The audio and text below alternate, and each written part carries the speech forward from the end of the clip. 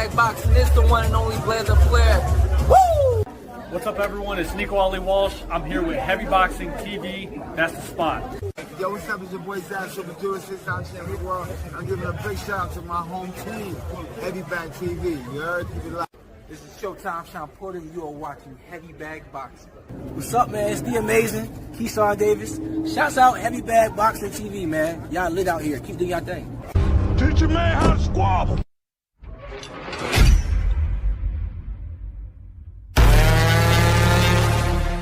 Welcome your goofy ass back for more nasty work.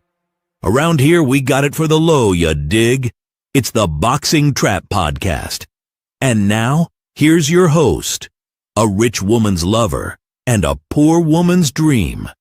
The 757's finest. Give it up for Big T.O. and the leader of the casual congregation, Las Vegas Rob.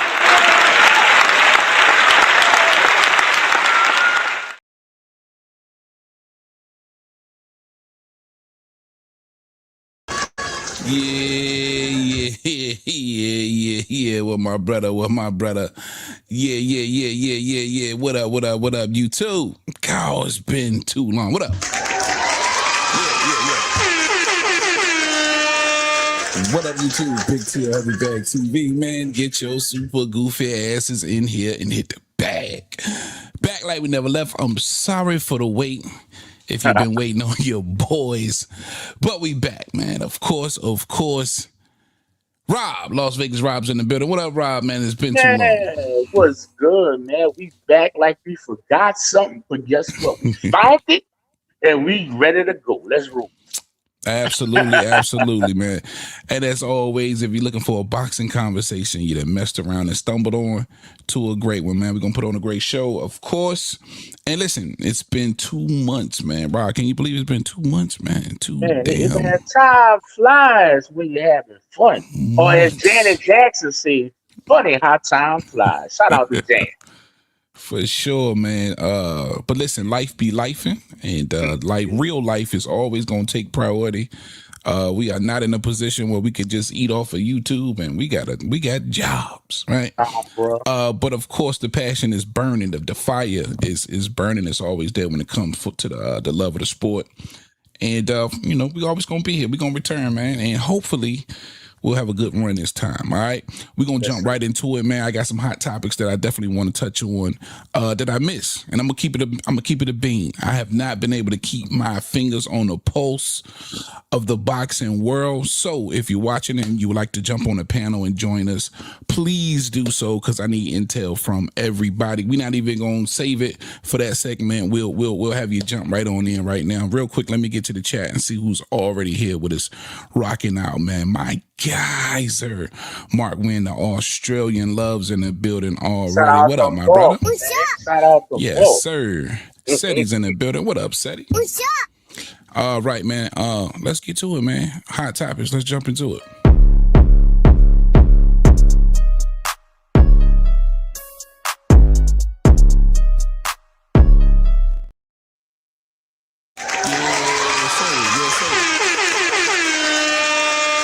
All right, man. Now, I wasn't a big fan of this fight, but it turned out to be a great fight. And a lot of people don't feel that way, and I understand wholeheartedly. And let me get these images up because I damn sure forgot to. But Oleksandr Usyk versus the kickboxer what was his name? Vander Hoven, or whatever the case may be. Yes, sir. I thought it ended up being an interesting fight, Rob. Hoven, or whatever the case. And listen, I wanted to see the Richard Torres fight versus Frank Sanchez. That was my main reason for watching that card. And then I wanted to see, of course, Hamza Shiraz going after his first world title. That ended up being a really good fight as well. But Richard Torres, Sanchez, Torres getting completely obliterated. And I said this before the fight to whoever would listen in most of the conversations that I had. A healthy Frank Sanchez, in my opinion, with that Cuban style, and then you couple it with power to mix that up in the heavyweight division is always interesting. And an extremely unproven Richard Torres getting his big shot, sort of like Jared Big Baby Anderson did versus a Bacoli, and then we sort of kind of got the same results. Rob, coming into that fight, was you riding high on Richard Torres? No, I wasn't riding high on Richard Torres. I wanted Richard Torres to listen to Bob Arum and Tyler Buff, and the lessons was learned when the top-ranked fighters go from under that top-ranked umbrella of being brought along slowly, being brought along in steps. Anytime they come from under that umbrella and go over there messing with Turkey, as Jared did, messing with Bacoli, shit happens. Well, guess what, Yeah. Torres? You came from under that slowly being developed umbrella that Bob has administered for years and years, and you wanted to chase the money. And you went over there to Egypt, and now guess what? He sat your ass down just like Jared. Now, Bob can't do really nothing for you. Yeah. Don't. Huh? What can Bob do for you, man? Nothing at Hey, this bruh. point. And it's a lot of talk of him being, and I said that he's very undersized. These American heavyweights are just very undersized, given the stature of Big Baby and Richard Torres. You know, one clean shot, which Sanchez was able to deliver, you know, put that boy in a different realm, man. So, but yeah, Well, you're absolutely right. Well, we wouldn't have knew that. Like I said, if you would have stayed under the development process of Tyler Buff and Bob Arum, we would have knew that. We would have been cheering it along. Oh, he looked good and stuff like that. That's all set up and designed to be. You get what I'm saying? But guess what? In the words, and it's been a running narrative for the last couple of days, especially since over the weekend. The jig is up. Well, and see, for me, I thought it was time for him to have somebody like a Frank Sanchez to have that type of fight. It only made sense, right? But no, not really. He got, what, 15, 16 fights? He ain't really do nothing yet. To deserve, watch this, deserve that level of opposition that fast. You know what I'm saying? That's just my opinion. But who the fuck is Frank Sanchez, right? He loses to what? Who has Frank Sanchez beat? See, the last notable name he beat off a top rank. But let me tell you something. We're gonna start calling Frank Sanchez the top ranked killer. Because you remember that Deontay Wilder versus Tyson Fury 3, that undercard when he fought F.L. Jaffa, when everybody was scared of F.L. Jaffa, calling him the boogeyman, and Frank Sanchez made short work of that motherfucker. He didn't stop him, but he beat the shit out of him. So I'm here to tell you, I know Bob sitting back like, wait, let me see that paperwork again. Frank Sanchez, wait, hold on. Well, I'm just saying, I just didn't think his resume was deeper. I thought they looked at his resume and said, hey, this isn't extremely deep. He loses. Who did he lose to? Wardley, right? Yes. Wardley beats him, if I'm not mistaken. Real quick, I got the link in the chat too, man. Just shout out my guy GMT Sports is in the building. Salute Nine is in the building. What up, my brethren? And listen, we definitely going to get to the meat and potatoes with this whole Shakur Zuffa signing in a minute. I just want to go over a few things that I have missed over the last several weeks. If you'd like to get up here with me and Rob and join us, man, and be a part of the conversation, hit the link. I got you. But I just didn't think Sanchez's resume was deep. And I think that's what they were looking at too. Like, all right, he ain't fought none of the real top guys. I got a good reason for that. You know I got a good reason for that resume not being deep. You was fighting once a year. Why? Because the premier boxing champions. That's where he was.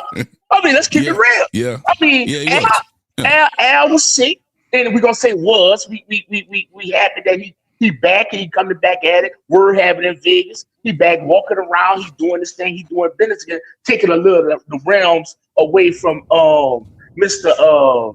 I can't think of his name right now. God damn, he's been running it for the last 2 years. Shit. Louis been running Louis Cooper. Been running PBC. He's taking reins back from Louis the Coopers, and he's starting to get back in it. But that ain't no reason. But Frank just ain't been at the top of the line. Another person been back of that line in heavyweight at PBC, being Andy Ruiz. You know what I'm saying? Now that Al is back, Andy Ruiz starting to get loud. You start to see Frank Sanchez back in the mix. And we're going to start getting a little variety and a lot of things moving and shaking. Now that Al is back. You get what I'm saying? Yeah. Yeah, that's what's up. Hopefully we definitely see some shit coming together. Real quick, shout out my guy Nine for joining us. What up, Nine? Damn. Oh, 913 is in the man. damn building. What's happening, brother? Yeah, bro. I'm a piggyback off of the conversation when y'all was talking about Torres. I actually look at it a little bit different than y'all, man. I look at it a little bit different. I don't really think it's bad Torres.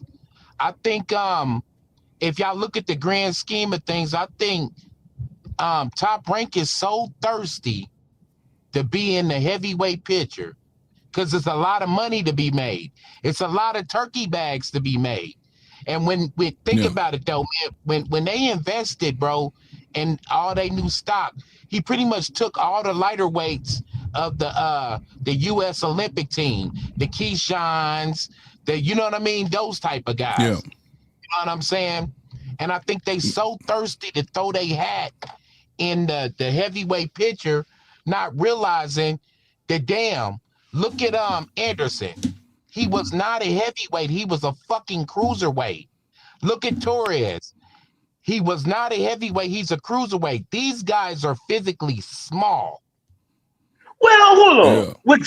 With Jared always was between that 225, 235 range. Only thing he got to do is sweat 25 pounds. Welterweights do that 25. Shit all the time. 25. God 20 damn, tough money, bro. God damn, man. My nigga, welterweights do that shit all the time. Middleweights do it all the time. Heavyweight though. Yes, bro. Them dudes was cruiserweights. Look at their frame. There was naturally smaller guys. I mean, to be honest, Torres versus Sanchez was Anderson versus Bacoli part 2. Exactly. That's all it was. I agree that. And Sanchez versus F.A. Jaffa part 3. To keep it real. Because to keep it with Torres and Anderson in particular, those two guys were cruiserweights, bro. They had cruiserweight frames. Yes, you can walk around, man, nigga, I'm fat right now. Think about it, Rob. Look at my body type. I'm really a fucking welterweight or a lightweight. Well, I'll give you 154, 160. I ain't gonna get that. Exactly, bro. But when I fought at 47 and 54. Well, see what I'm saying? Yeah. That's me fighting my frame. Now, guess what? Now that I done gained weight, nigga, I'm walking around at like 170 something. Yes, I can fight a motherfucker at light heavyweight, but I'm not no goddamn light heavyweight. Right. And that's what these dudes did. They're really cruiserweights, bro. But let me steal the Top Rank thirst from you. The Top Rank, there's things that have been shown in the last few months showing that they ain't that thirsty, because one of their most promising heavyweights, they went into a co-promotional deal with, being one Jared Big Baby Addison, that he's co-promoted by Queensberry. He's not only with Top Rank, he's also still with Top Rank.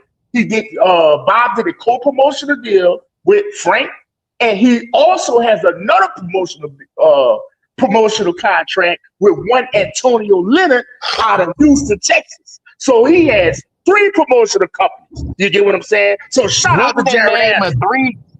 Wouldn't the name of 360 deals, nigga? Goddamn, nigga. Well, you signed to a nigga that signed to a nigga. Well, and you know what? Shout out to GLT Boxing. I know he in the chat. He kind of co-phrase that side to a nigga, side to a nigga, side to another. That's Jared. That's Jared. Jared is actively on Queensberry and Top Rank, and he has a low percentage deal with Antonio Leonard Promotions. So if y'all don't know about Antonio, go ahead and do your Googles. He's closely affiliated with Jay Prince Management. That's some fun facts for your ass. All right, let me steer this shit back over here. Go ahead, real quick, Nine. real quick now, my thing is, even because you brought up Bacoli and Jared Anderson, and we speaking about Sanchez and Torres, I just thought that these were good fights to make. I didn't necessarily believe that there was going to be a wash one way or the other. I just thought, looking at both careers, it was about time for both of those fighters to see someone like their opponent at this particular time. That's all I was saying. Yeah, but think about it though. Primarily though, when they was getting off on the smaller heavyweights. Top rank diet. We call it top rank diet. Yeah, they was getting off on smaller heavyweights. They wasn't fighting the big boys like the Furies. You know what I mean? Motherfuckers that's like 6'5" shit. They wasn't. How tall is Martin? How tall is Martin? Because Big Baby fought Martin. Yeah, he fought Martin, but Martin's 6'5". He's 6'5". Yeah, he's up there. He's not. He's given away in height. He's adding back to in weight. He's still not a big heavyweight. Right. I got a question. But neither is Sanchez. Neither is Sanchez. Hey, turn back on that fight, bro, and look how much bigger he was than Torres. Huge. He was, but Sanchez, compared to an AJ or a Fury or one of these big ass, you know what I'm saying? He's smaller too. He's a smaller heavyweight when you really look at it. The Dubois and shit. Yeah. He's a smaller. That's another good question. That damn big. How big is Dubois? He up there, man. He's staying right up under AJ nose, man. I thought he was 6'4". To be about 6'3". Yeah, he's 6'3", 6'4", something like that. Well, so you're small. With all them being a smaller heavyweight, Torres and Big Baby is still smaller than them. They still they runs. You know what I'm saying? Because they're really cruiserweights. They got a cruiserweight body type. But let me ask you a question. Maybe if they would have, go ahead, bro. No, I was about to say the world goddamn heavyweight champion Usyk is smaller than all the boys. I was gonna let y'all get off and say, listen, the nigga who running the division is a runt. A former cruiserweight. Hey, but how many fights at cruiserweight did he have to have before he finally made that jump? And he didn't make that jump immediately against like the big boys. This motherfucker was fighting like the Dillian Whites of the world and the motherfucking what's buddy that just fought Wilder? Dillian White? Chisora. 5 guys. Yeah. I was about to call it 5 guys and shit. But yeah, man, you know, think about it, bro. Them dudes' frame is that of a cruiserweight. Okay. But check it out now in T.O. You know, boxing and Top Rank model themselves after the other sports. In the other sports, we call it a copycat league. If they see Usyk running shit as a small frame like that, they believe they can get a guy with a small frame and do the exact same thing. It's a copycat league. Exactly. Yeah. You're getting exactly what I'm getting at. Big Baby, they signed Big Baby before Usyk really did some real shit though. So, but yeah, I get it. All right, but let me grab this wheel real quick because of 9. I know you probably, of course, seen the Usyk versus Van der Hoeven or Hooven fight, and now the WBC is ordering Usyk versus Caballero, which I really, really like. But I did want to touch on that fight because this is a fight that I never got to discuss. Definitely wanted to get y'all's thoughts on what transpired in that fight. I thought it was some bullshit at the end. I wanted to give Van der Hoeven all of the credit in the world for hanging in there with the champ, somebody we thought was going to get in there and probably wash him inside of 6 to 8 rounds. He stood toe to toe. And in my opinion, he was winning the fight easily come the 11th round, and then all of a sudden we get the stoppage. Now, and I start with you. What'd you see in that fight? Man, I think that was an error of the referee. I think the referee tried to overcompensate from an earlier fuck up because Usyk had him hurt. He had him going, and then he stopped the action for the mouthpiece. Usyk went right back in there and hurt him again, and he stopped the fight. Like, damn. You know, he didn't want to get no scrutiny. I think he was trying to not get scrutiny for that little break in between the knockdowns with the mouthpiece. That's the way I took it. Like, fuck it, I might as well just stop it. You know what I'm saying?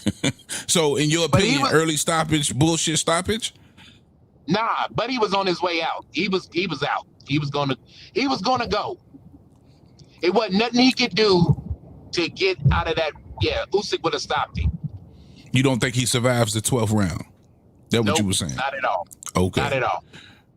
Rob, you had thoughts on that one?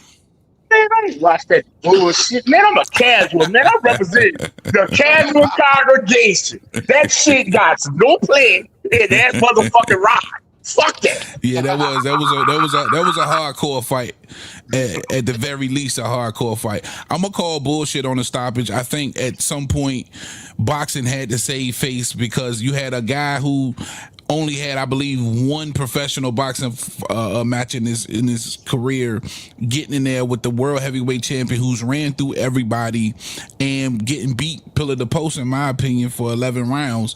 And as soon as there was an opening, he got hurt and he got dropped. The referee found a way to stop it. So shout out to Van Hoven, man. But listen, this boxing. Now, what are your thoughts though? A lot of people are demanding a rematch for Van der Hoeven. And now the WBC is ordering the Caballero fight. I'm gonna say it just like Rocky won with Apollo Creed. He was like, there will be no rematch. Fuck that. There will be no rematch. I really want to see Gabriel get a shot because everybody who knows, I'm an Usyk guy. I like Usyk, but I think Gabriel stops him, and I think he stops him to the body. I am going out on a limb to say that. Everybody, including Sanchez, Zhang, somebody else too, a few other guys, he's always stopping motherfuckers to the body. That is what Gabriel does. In that fight, at the very least, and some other fights with the Dubois fight, I don't think that Usyk has a glass chin. I think he has a glass jaw. And I think Gabriel stops him to the body. Well, I'm gonna get my part of this shit. If Money Man T wanna fucking pay for that shit, you gonna see it again. I know y'all gonna see that shit again. And let's talk about Turkey for a second. Let me talk about Turkey. But you a down bad motherfucker. You put them people in the middle of the goddamn desert, in the middle of no goddamn where, all kind of malaria having mosquitoes, fucking snakes, all kind of sand blowing in the people's eyes. You a down bad motherfucker. But anyway, fuck all that, man. You know what, though? I can't even hold you, man. I can't even hold you. Dirty motherfucker. You mean to tell me you threw a card in Egypt and you ain't have not one nigga? Not one nigga. Nigga, you went to the motherland, nigga. Not one nigga. Let me shut up. Hey, I'm gonna leave. Hey, shout out to Money Man T. Boy, you a down bad motherfucker, dog. God damn. You dirty motherfucker. Shit, nigga. He could have got my cousin Mookie, nigga, to fight him. He a nigga in the motherfucking pyramids, and we would have bought that shit. It's all the same. Nigga, shout out the Punch, man. You play fucked up games, you get fucked up right. Which, man, we know how Turkey get down. We already heard he don't fuck with Rolly at all. He don't fuck with Schofield at all. I mean, it is what it is. It is what it is. It is what it is. You know what I'm saying? He don't want to throw that money to my big dog, even though my big dog going through another domestic violence. He don't want to throw no money to my dog, but fuck him for that too, you heard me? Shout out to Tank. Shout out to the feet. But anyway, go ahead. Man, Tank said he need 2 Ferraris. Gosh, man. He fucked himself up with that, nigga. No, he needs to sit him. But go ahead, Tio. Go ahead, bro. Knowing my nigga got caught coming up. Shit like that. Gotta pay that probation officer and shit. He don't want to throw that money out to my nigga. But go ahead, go, Tio. Down bad. Boy. This shit here, boy. Hey, boy, this motherfucker mad, right, man, nigga is ready. Another thing that I missed, some big news that came out. Like the WB ordering, of course, Tank Davis, Floyd Schofield Jr. This looked like it has to be made. Before you bust out laughing, just let me get the people the detail who might not know. this is on the table, and if they can't get a deal done by June the 22nd, I believe it is, it'll go to purse bid. A lot of talk from, of course, Floyd Schofield Sr. Tank did just recently comment on this with some rather disturbing words for Floyd Schofield Sr. But I like this fight. What? What? I think that's what I want to propose to you guys. Is this a fight that you like for a comeback for Tank Davis? Bruh, I ain't know you was doing a punk episode, an episode of Wildin' Out or some shit. You gotta be joking. You like this fight. You serious? You know that what that little boy gonna do. He gonna wait till fight week. For sure. He gonna wait till fight week and he gonna get a grave illness. He gonna lay his ass in the hospital again. You know what he gonna do. You know that, right? He gonna waste everybody's time. Yeah, a lot of people feel like he gonna fake that death again. A lot of people feel like he gonna get this crazy illness. But I like this fight, though. I mean, as of right now, this is. Go ahead. No, I was about to bullshit. Go ahead. I was about to say some crazy. No, I'm just saying. As of right now, this is what's on the table for Tank Davis as far as being pressed against the time clock, and you got to get something done. That's all I'm saying. Well, you know what I mean? He's the WBA. He's the WBA champion, and you got to defend. Well, no, hold on. You can't defend shit. They just dropped a warrant on the man last week. Talk about he got to go meet a judge in Maryland over some old domestic violence ass charge. No, hold on, brother. We got a shit to talk about. Take it on the table. No topics right now. You can't keep it real. Shit. Take it, giving a fuck about no Schofield. Schofield gonna call 911 on tape the morning of the fight, talking about he broke into his goddamn hotel room and beat up his girlfriend. You know he's gonna do some shit like that. Yeah, true that. Hey, you know what the people gonna say? That past him. Hey, you know what the people gonna say? Mr. Davis, you got to put your hand by your bed. Man, I ain't do nothing. Well, according to your history. I'll be like, man, come on, dog. Well, listen, what's the purpose? What's the purpose of elevating him back to super champion, right? Because at one point he was a champion in recess, and then they reinstated him. Well, he a fucking face. Am I missing? Listen, I've been gone for a while. Am I missing something? No, you ain't missing shit. He was the face in 2023. He was the face in 2024, 25, and 26. Ain't no fucking difference. You reinstate the face. What you talking about? You missing something? Ain't nothing to miss. Shit, I ain't threw it to you, T.O. I handed it to you. You can't miss. So you reinstate the man for him not to fight? Oh no! Stop! It's not reinstate the man. You reinstate the face. Come on, brother. Get shit right. So you reinstate the man not to fight? Hey, he got other issues. With What's court. up, bro? With court. Make it make sense for me now. He still got an equal battle zone.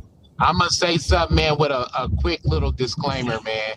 I never knock nobody's sexuality or whatever. However, Nine does not speak on gay shit. I think this fight is some gay shit. I'm not speaking on this fight, bro. For real. I think that the Schofields is trying to sneak away to get a free title, bro. They got their fingers crossed so motherfucking tight, hoping that Tank don't answer that shit and they get awarded a paper title. That's all the fuck they're doing. These niggas didn't even went to court over that shit. They try to press the WBA. You know what I'm saying? The only thing they trying to do is get a free title. And you know what? Tank don't give a fuck. Tank don't give a fuck. Just like Rob said, man, the nigga got warrants and all this other shit. But the real question with Tank is this. Who's on a bigger run beating bitches? Is it Tank or Ike Turner? But Tank, but let's keep it real, fellas. Tank got to give a fuck to an extent, because otherwise he'd have been just dropped the title. You know he can drop the title, right? He tried to drop the title when they gave it to me, said he didn't want it. No. You can file the paperwork relinquishing yourself for the title. Hey, bro, nobody got time for that shit. You know how much read that is? Drop it. I think that's So not the him nigga doing care. it. I don't think that's him doing it per se. I think it's his promotional company doing it. Because think about it like this. Take that, Javante, take Davis promotion. PBC got a stake in that title. You see what I'm saying? Rolly got a title. PBC got a stake in that title. And at the very least, they can use that title for leverage and power. That's just how these motherfuckers work. You know what I'm saying? But you supposed to be the face and all of this extra shit. Niggas do what you tell them to do, right? Hold on. You think Tank paying his sanctioning fee? All right. Or you think his promotion is? I think the promotion is paying that shit. The promotion I don't is give doing a damn who paying it. What I'm saying is, if you don't want to be champion, get the fuck out the way. He's not in the way. That's what I'm saying. That's what I'm saying. Don't hold up the division. Bro, Tank ain't He is in the way. Look, How? Schofield has been in line for this WBA scrap forever now, bro. Move out the way. Let the man fight for the belt. Tio, let me ask you a question. Do you really think the WBA want? Do you really think the WBA want that fucking title on Schofield? I don't give a. Do you really? Do you really think? I don't give a damn what the WBA want. I'm talking about what's fair in the sport of boxing. Moving forward, don't hold up. Get that shit out the way, man. Move out the way.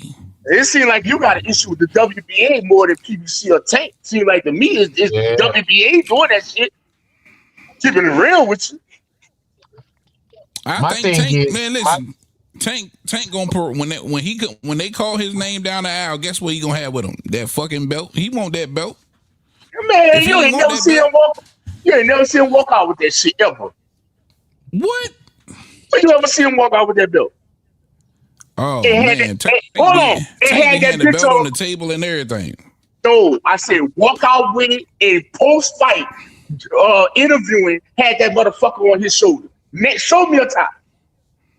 I'm gonna show you. See, there you go. Now, that's what you I'm got. asking. I'm just asking. Don't worry about it. Don't worry about it. I'm gonna send you several. I'm gonna send you several shots of him with that beloved belt of his at the press conferences and all. Don't worry about it. No, not press conference. I said walking out, ring walk at the fight. Yeah, and post fight in the ring.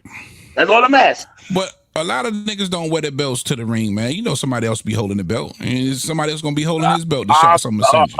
All right, let's talk about after the fight. Don't they hold their belts after the fight? But listen, you can't tell me that he don't care about the belt, man, because he could have gotten rid of this belt. That's all I'm saying. If you didn't want to be the champion, bro, you could have gotten rid of this belt. That's all I'm saying. And since you are the champion, stop holding up the division. Because as of right now, if you don't get this fight done with Floyd Schofield, you holding up the division. Move the hell out of the way. He can't fight with an ankle monitor on any motherfucking way. He got an ankle monitor on. Ain't nothing to do about that. So again, it's just one big contradiction then, because why isn't he the champion in recess, or he isn't script, or whatever the case may be? Get the fuck out the way. That's what I'm saying. Get the fuck out the way. Is what I'm saying. The issues with the World Boxing Association, bro. It ain't with nobody in particular. But this is what they're doing. I don't know.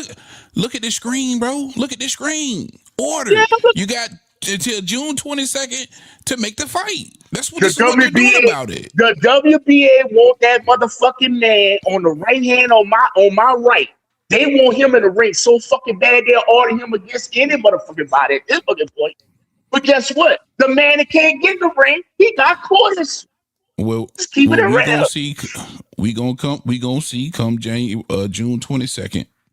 You know what I'm saying? If they can't get a deal done, we're gonna see. Because obviously they feel like they got some wiggle room that he'll be able to get in a fight sometime soon within the next 3 to 4 months or so, or this year.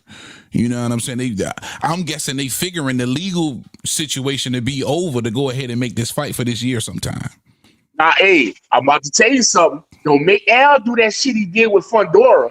When Fundora was ordered to fight somebody, he said, "Oh, he got a match with Earl Spence. It's already signed. He ain't able to do it." Y'all remember that shit? Yeah. Y'all remember that shit he did for Who he did that to? Fedora was supposed to fight. You ordered to fight. God damn, man, who that was at 150? He was ordered to fight who? He was ordered to fight somebody. Mandatory, and they say he couldn't fight because he had Earl Smith already on the thing. He couldn't fight him. I'm trying to remember who that was, and I rarely fucking forget. God damn, bro. I can't that remember. Was right after he fought Tim Tszyu. When he beat Tim Tszyu in that blood thing, and he would have a mandatory to fight somebody, and they got him out of it because Al said already got a signed contract for him to fight Earl Smith. After he fought Tim Tszyu the first time, he took a long ass time off and came back and fought. Yeah, because he was remember injured. the dude's name. He was injured. I can't even remember the dude's name. You know what? I think that was Xander Zayas. Because remember when he gave up the belt and Xander won it? He was supposed to fight Xander Zayas. And Fundora got out of it. Remember. And Fundora got out of it saying he had a fight already signed. Okay. Yep. That's what. But I don't think that this is the case. I mean, I don't. I think you got a WBA super champion who ain't fought since March of 2025, and niggas is complaining about it. They won in court, and nigga, it's time to move out of the way. That's all. Shit is simple. I guess. Now, from both of y'all telling me y'all just don't like this fight. I'm saying I like it. You know what I'm saying? I want to see Tank continue to mix it up with the young up and comers. I think Schofield got some power. You know what I'm saying? I think Tank got a hell of a chin, but I want to see what happened. I want to see these two niggas mix it up. If Tank ain't gonna fight nobody else, we want him to see him fight. You know what I'm saying? Or put something in the atmosphere that we want. Get it. So let me ask you a question. Move the hell out of the way. It's not that I don't like this fight, bro. I just don't like Schofield, bro. To keep it a band with me, bro. You don't like his daddy, bro. It ain't the son. You just don't like the daddy. Wait, I'm surprised you like Schofield. The way he called out Keyshawn on some bullshit. They grouped up, man.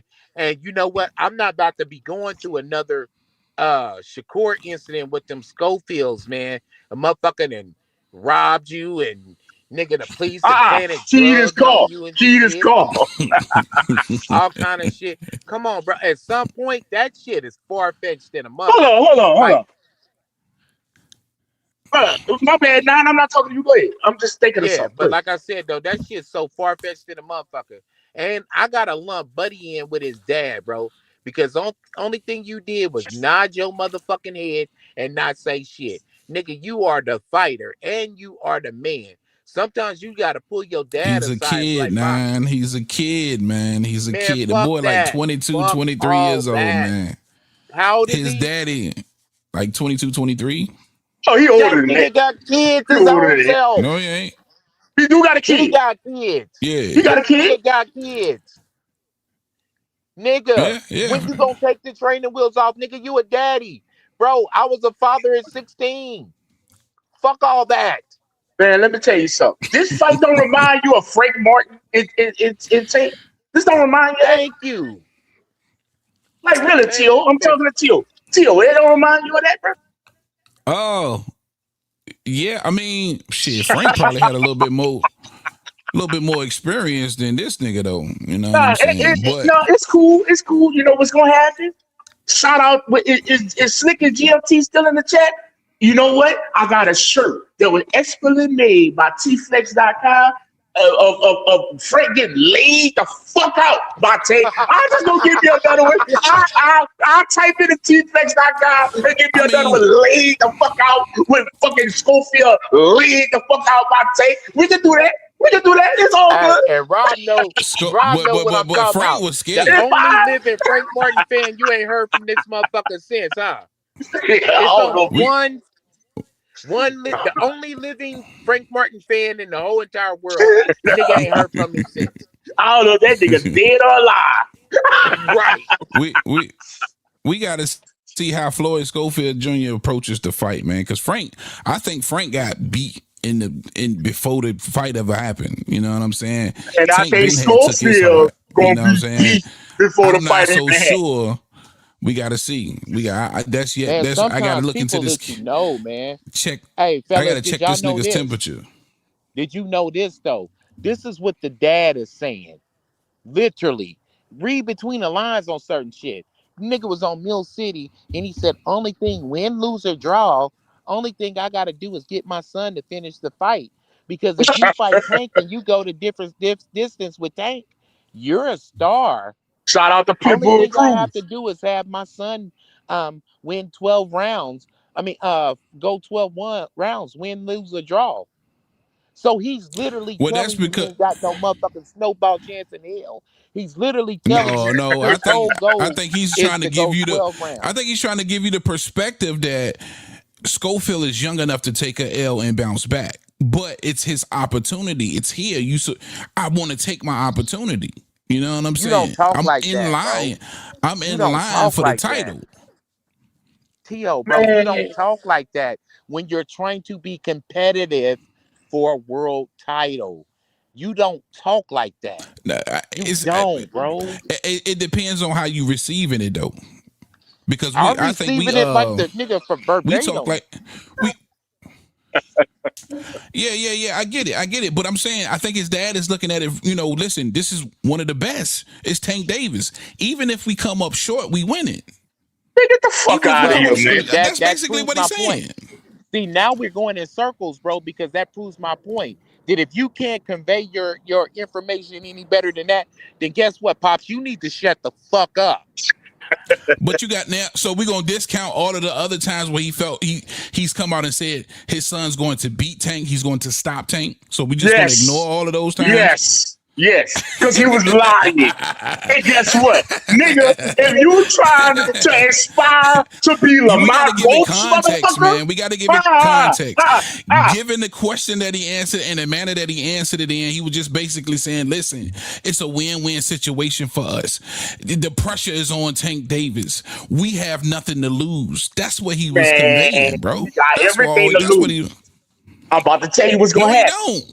He's No, he trying don't. to aspire to be Lamont Roach. And what has Lamont Roach gained by going 12 rounds with the aforementioned Tank Davis? He has gained unheralded, unwarranted, and undeserved stardom.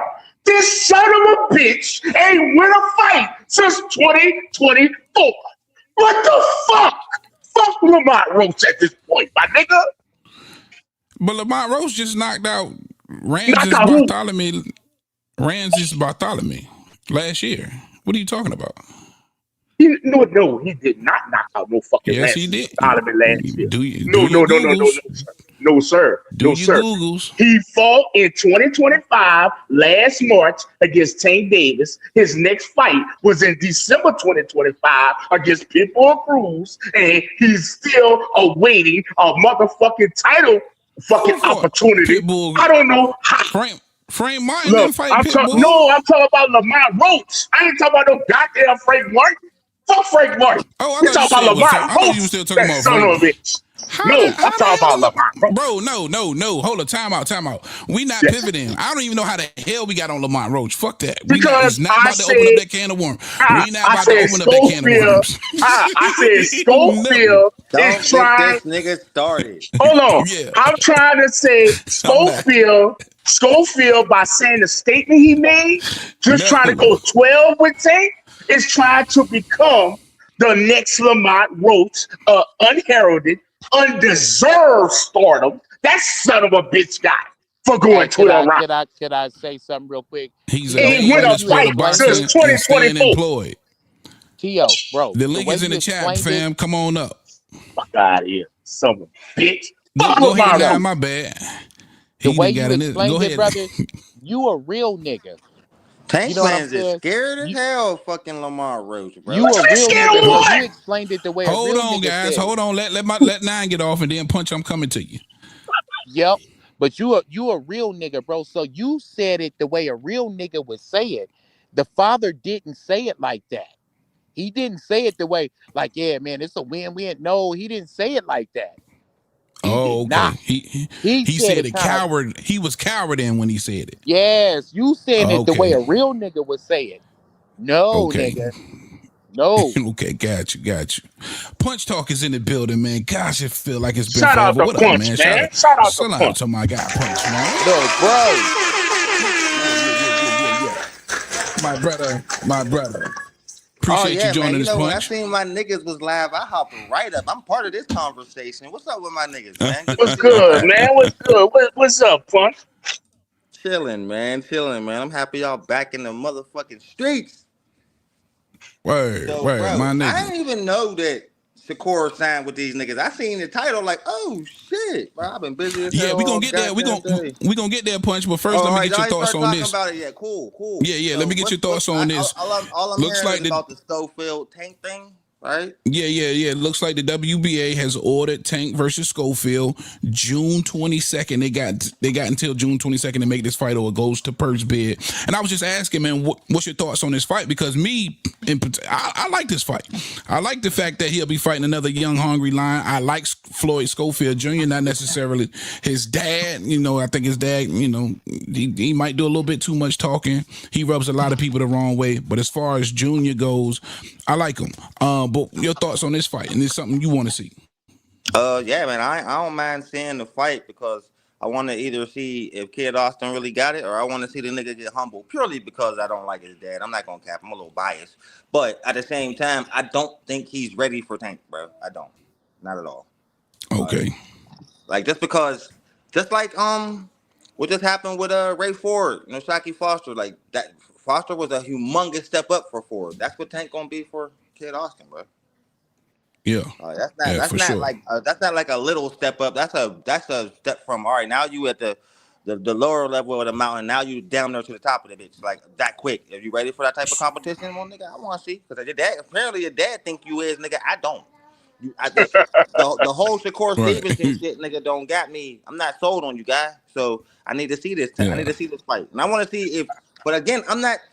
See, I look at it from both ways, because I don't think Tank is Tank no more. I don't think that Leo Santa Cruz, that Rolly Romero. I think we gonna get Lamont Rose Tank from now on. Unmotivated, don't give a fuck about boxing, fighting the draws, bro. I'm serious. I think the nigga lost something, bro. And we all noticed it during that press conference, bro. And I'm not gonna sit here and act like, you know what I mean, he might be going down that goddamn Adrian Broner route, bro. And let's not forget, you got a Tank that's now been out of the ring, what, 14 Going on, months? yeah, going on 2.5 15 years. months, some shit like that. And he just like March of he last can't year. stay out of the So, law. Like can't stay out of talking about trouble with the October. law. He just go. He just don't. Yeah, March bro. March 1st, 2025. March 1st. It don't look good, Yeah. man. So over a year now. RC. I mean, are you tricking? Am I tripping by saying that I think he lost the fire? You know, once a boxer loses the fire, it's over. And I I don't think think he you want lost to the fight no fire, more. bro. I don't think you want to fight no more. That's why you got him wanting to fight Jake Paul. Because I think if you would have had the opportunity to fight Jake Paul and get them 50 million plus, I don't think we wouldn't even be talking about Tank right now, and no kind of sanctioning body, no kind of purse bid, nothing else. And I think that it's going to go to purse bid, and I think Al Heyman is going to win the purse bid, and that means it's going to be no fucking fight. Yeah, I Yeah. think I don't think we're Then gonna. then I he think gets if this is stripped. gonna happen, Tank gonna fight somebody big. I don't think we're gonna see him fight a low level nigga like Schofield. I think he'll vacate before he fights him, bro. Right. That makes me happy that the WBA is doing what they doing, because this way you can script this nigga and get it over with. You know what I'm saying? Then they Yeah. can go make whatever fights that they want, and they ain't got to hold up the division. Real quick though, man, I want to bring a first timer in here. My guy Wookie, man. What's up, Wookie? Hey, what it do, fam? Can y'all hear me? What's happening, bro? Yeah, we can hear you, man. Where you from, brother? I'm originally from the south, but I'm up north right now. I'm a truck driver and shit like that. So You yeah, from, so man. you from New York? Nah. I'm up in Mass right now. But I'm from Arkansas. I'm from Little Rock. Oh, from Little Rock. Okay, all right. Yeah. Appreciate you dropping in, man, and chiming in and being a part of the show, my brother. What's on your brain? Ain't nothing, man. Shit. I'm just trying to pick y'all brain about this whole tank situation. Me personally, I kind of like this fight. Shit. Okay. I don't mind the fight at all, man. Like somebody had said earlier, should we get to see if this nigga Kid Austin really what he talking about, what his daddy say he is. So shit, and then at the Yeah. same time, me being a Tank fan, I'm like, shit, after all the shit he going through, get a nigga a tune up. I look at this shit like a tune up, bro.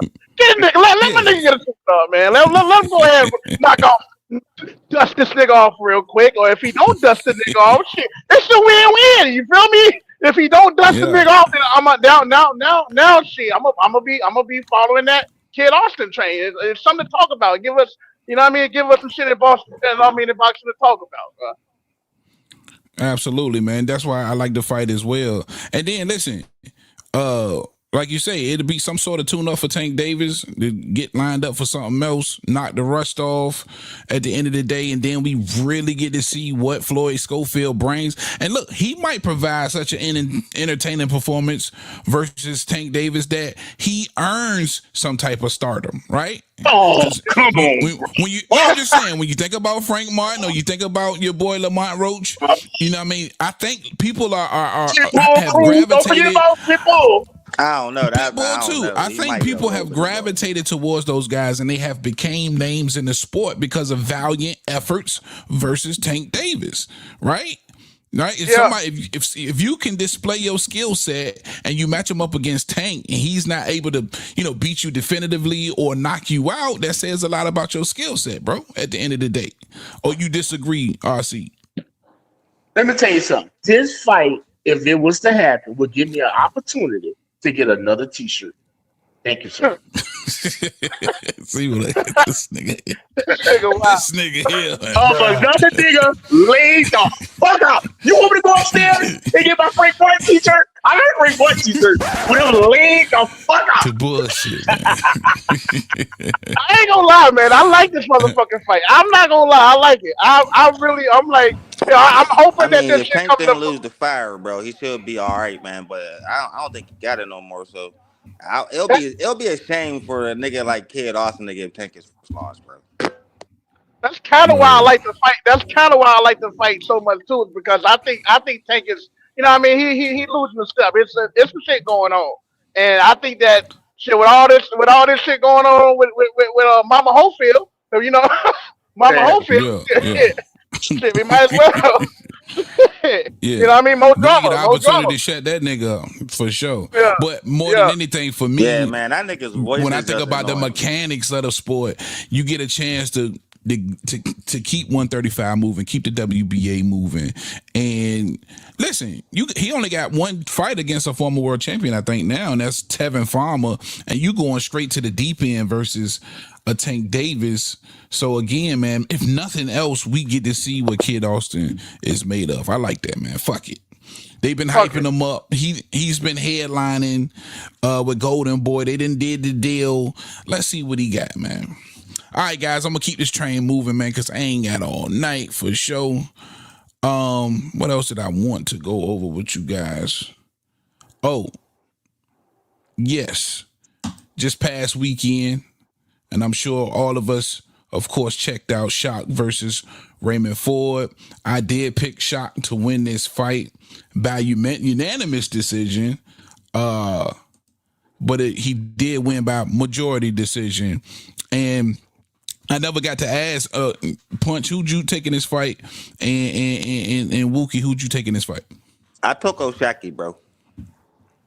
I thought Ford was gonna fight like typical Ford. I knew he lost the second he came out trying to box.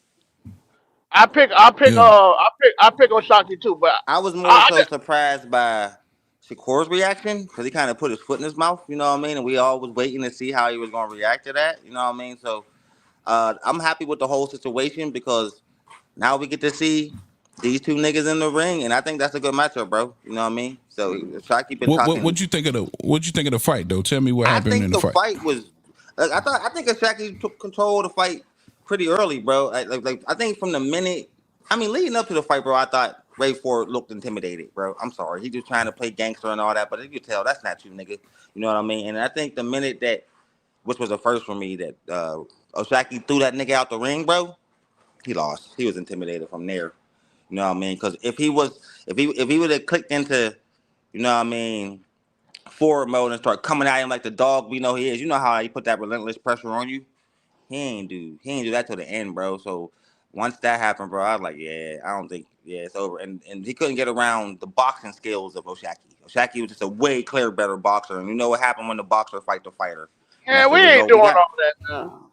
Hey, we ain't doing all that. But I I was wasn't more really. so there for the aftermath. I ain't gonna Am cap. I I ain't muted gonna or give a fuck something? who won. I wanted to see Shakur Stevenson's reaction.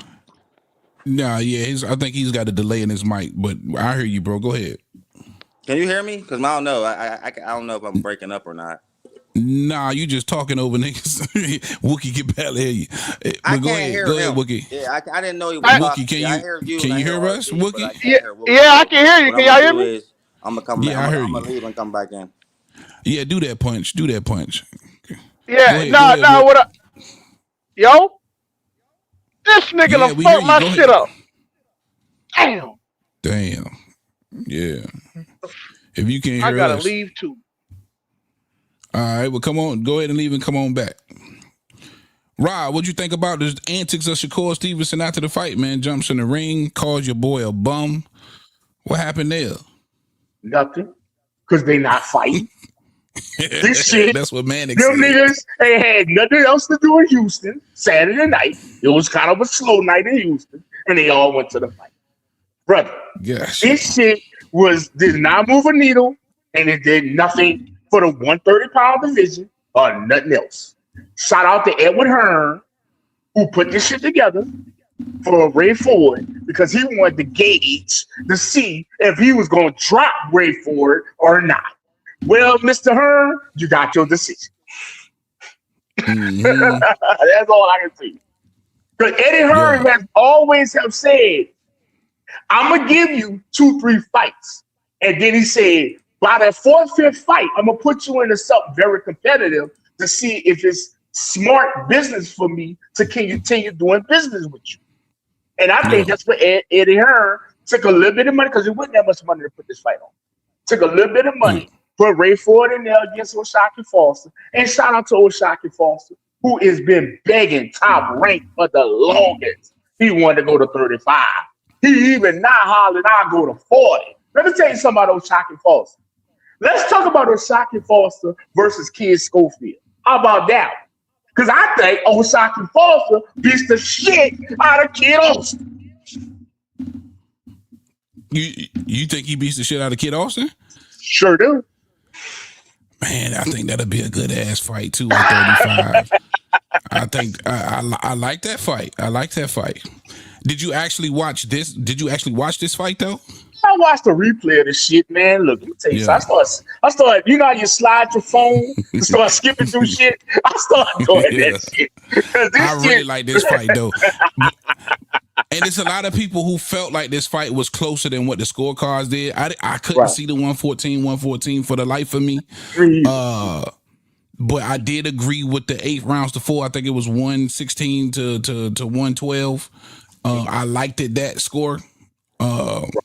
I did think Shock won this fight definitively. It was a lot of those, especially those middle rounds where he just came out guns blazing and stepped to Ray Ford. I thought Ray Ford would be the one doing most of the pressuring and stepping early in the rounds, but Shock tricked me. He pulled the rabbit out the hat, and he was the aggressor early in a lot of those rounds. And I thought he was just doing great work and outworking him in a lot of spots. Not to say that this was a wash, because I don't want people to think that this was just a straight one-sided fight. In my opinion, it wasn't. I mean, I did have an 8-4. Like, I've heard a lot of 9-3s, 10-2s, and all of that. But hold on, man. I got a special guest. I want to bring in here, man, real quick. Out of Norfolk, Virginia, man. Mr. Chicken, Dorset Barnwell. Let's bring him to the stage if I can. There you go, Mr. Chicken's in the building. Let me give you that good old round of applause, Mr. Chicken. Yes, sir.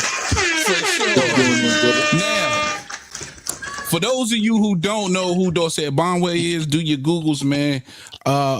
This is one of Keyshawn Davis's coaches, doing a lot of great things with the youth in the community. One of Norfolk's finest, man. Happy to have you joining us for the conversation, my brother. What's going on? Yo, is that Mr. Chicken down there, bro? I can't see. I'm tripping. Yeah, that's him. Oh shit! How's your what audio, up, bro? Can you hear me? What's going on, man? Can you hear me? Yes, sir. Yes, sir. We was me and you was having a back and forth discussion, of course, and on Instagram in the DMs, man, of course, about the Oshaki Ray 4 fight, and I wanted to definitely get your thoughts now that you're here.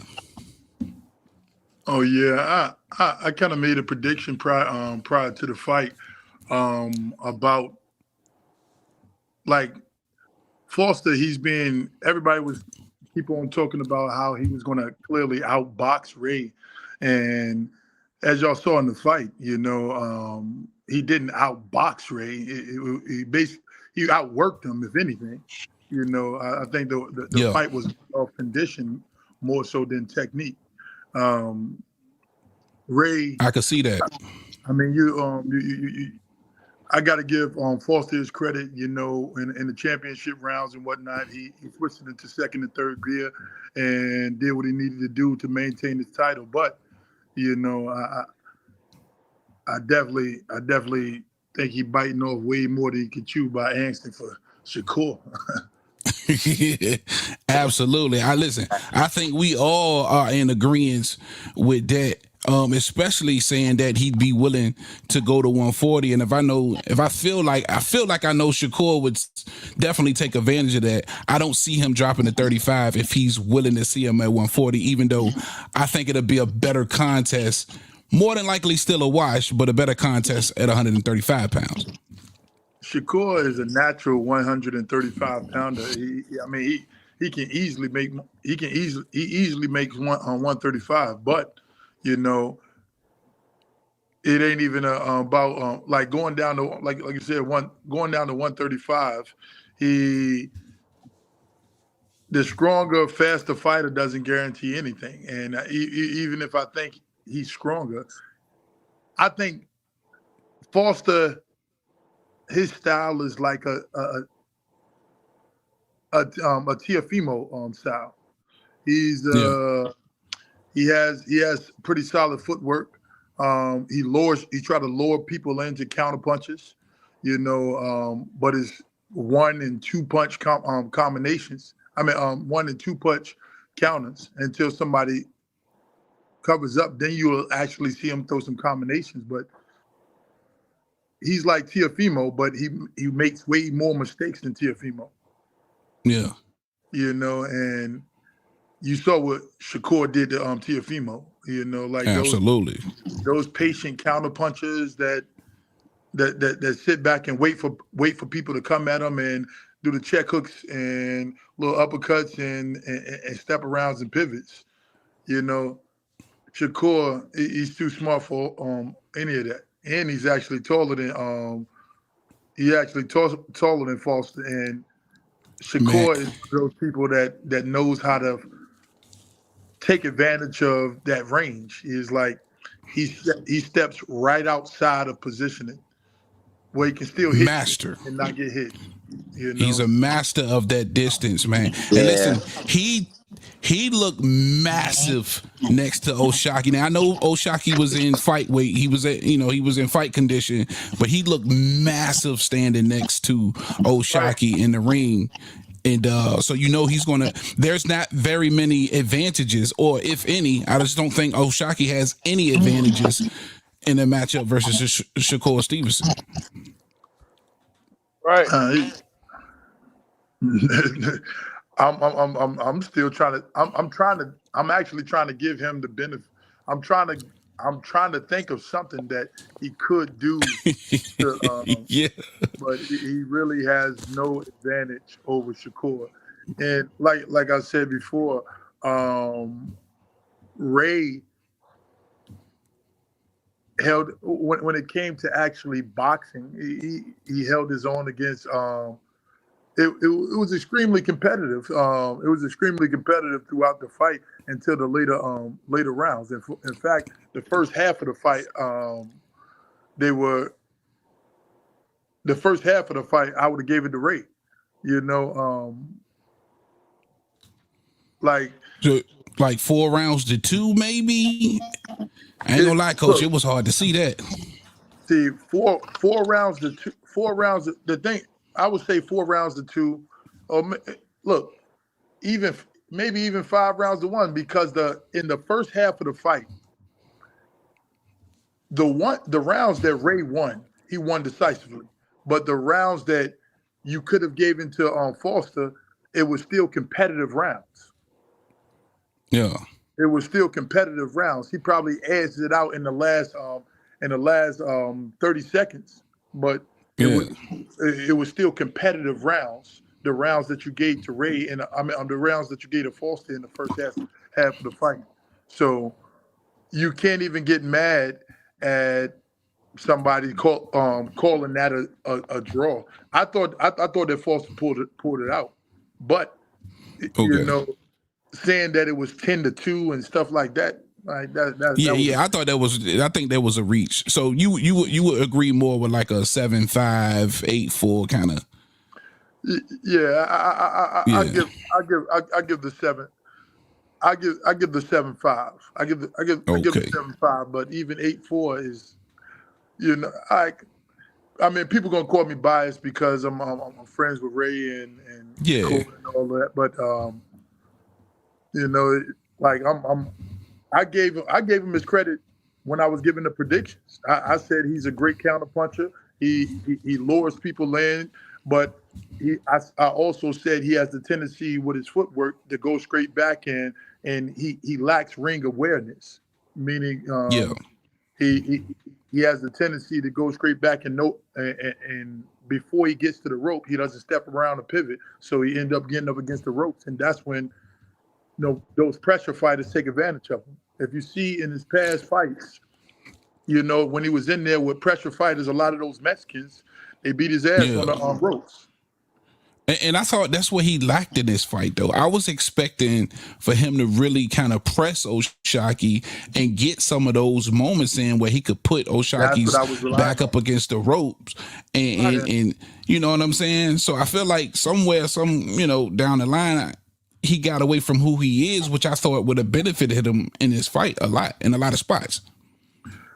Well, I did a follow-up prediction too, and I said when I saw the face-off after the weigh-ins, I was like, I just realized that Ray was actually the taller one, and I was like, if you look back at some of Ray's fights, look at the fights that Ray was actually the taller fighter, and you will see that Ray actually knows how to box from the outside. He actually knows how to because if y'all notice, like he shows skips of little splurs of that technique that Shakur and Moses does when they're inside the ring. Zaquan. Do the stiff arm to the belly, so then come up with the two to the head, the range to the head, come down to the two to the body. Like he does that as well. I think he just has a little bit more flaws in it than he has a little bit more flaws in it than Shakur. But I've seen him fight guys at range, even when he's coming forward. If you look at the fight that he lost, against the Nick Ball fight, the Nick Ball fight, you'll see him doing the stiff arms but he really just ran out of gas as well. I agree. He really just ran out of gas and I think that was extremely apparent for me. Championship rounds came around, and it was just obvious to me that O'Shaquie had put the road work in a little bit better. He just appeared to be in a little bit more better shape and firing at all cylinders. I mean, you like I said, did you not see that? Oh yeah, I mean, you got to give him his credit for like I said, you got to give Foster his credit for sure for Burner stepping up in those championship rounds. Even if he was or wasn't in shape, he absolutely, man. Yeah, I couldn't agree with Coach either. I mean, great fight, man. Incredible fight, man. I couldn't agree with Coach ahead, Moore as far as. Yeah, I couldn't agree with Coach Moore as far as it was really about a matter of condition. And I seen very early on throughout the whole build up and stuff like that of how it did look like O'Shaquie was making a way better weight cut than Ford was. So like I did put that into into consideration as I'm watching the fight. I was watching out for it. And sure enough, about 11, 12 round, he Hmm. just ain't he just ain't have it in him. But I believe if Ford would have, if he would have did it the way that he's supposed, you know what I mean, the right way, I think he would have won that fight, bro. And I just want to say one more thing. I wasn't even impressed with this fight, to be honest with you. I look forward to it, but when it finally happened, I just was not impressed with Osaki Foster. I picked him. I'm thinking this boy gonna take him to school. He got up in there, That's and what everybody. yeah, man, That's the Yeah, crazy man. part. Ray a Everybody's good talking fighter, bro. about how Ray. he's Yeah. I was superb disappointed. boxer, and he was just he's just going to outbox Ray Savage. Too he's just too sharp, and he's too disciplined, and his boxing skills, and he's too technical. I'm like, yo, I'm seeing this Yeah. guy that makes a whole lot of mistakes. I'm Yeah, I seeing this wasn't guy that impressed. gets hit a whole lot. I'll see this guy that doesn't handle pressure fighters that well, even though he's known for his footwork. I'm like Yeah. somebody who actually should be known for their footwork. They should be pressure fighters should be their easiest fights. You know, Yeah. like pressure fighters should be their easiest fight. If you in there with somebody like I said, when you got that's why I say he's like a watered down version of Tiafimo, because Tiafimo, he actually has great footwork and he actually has great distance control. Like when you in there with somebody who strategically is a pressure fighter like Lomachenko, and he's Yeah. actually able to step back and counter fighters like that, who has arguably some of the best aggressive footwork, where you're coming forward and you're still stepping around and pivoting and whatnot. Because a lot of people, when they think of footwork, they just think of boxing off the back foot and stepping around and check hooks and stuff like that. But when you got that come forward aggressive style, and you implementing the step arounds and the pivots and going around people like that, like a Lomachenko, and then you neutralize that. You neutralize that by those little step backs Yeah. and counters and stuff like that. Tiafimo is way better and way sharper when it comes to that footwork overall than Oshaki. And like I said, Yeah. he's a watered down version of Tio, and that He I gets wasn't watched. shocked. Let's keep it real. Shakur watches him. Yeah. I'm Yeah. Definitely. like You think no, he's gonna wash I him was with just going I one was going punch like back he to did, the Tio? Or is it gonna be even worse? Because it seems you like do they what? really don't like each other. He I seems think to have a little Shakur bit of could. respect for Tio. No, yeah, I think Shakur beats Oshaki in the same fashion. You know, I don't think he ever gets out of first gear. Yeah, well, I think he would actually go for. A knockout. I think he probably would actually go for the knockout with this guy. Yeah, yeah, It's like after see getting. I try to tell people all the time, getting hit with one good shot, even if it's once around, getting hit with one good shot once around is not what frustrates the fighter. You know, when you feel like you can't make any damn mistakes, you feel like you can't throw any punches, you feel like you can't step or overslip or overshoot or reach or any, you feel like you can't make any damn mistakes. And that's what you yeah. feel like after a while when you're in there with a fighter like Shakur. You Shakur, know, we call it being handcuffed. You get yeah, handcuffed. that's the frustrating fight. I mean that's the frustration that a lot of people go through when they in there with somebody like Shakur. It's like, Yeah, and the same thing with guys like Lomachenko. That's why he won't knocking people out. But when you got world class fighters not coming out of their corner, like, man, fuck this. I ain't doing this no more. You know, for like sure. For sure.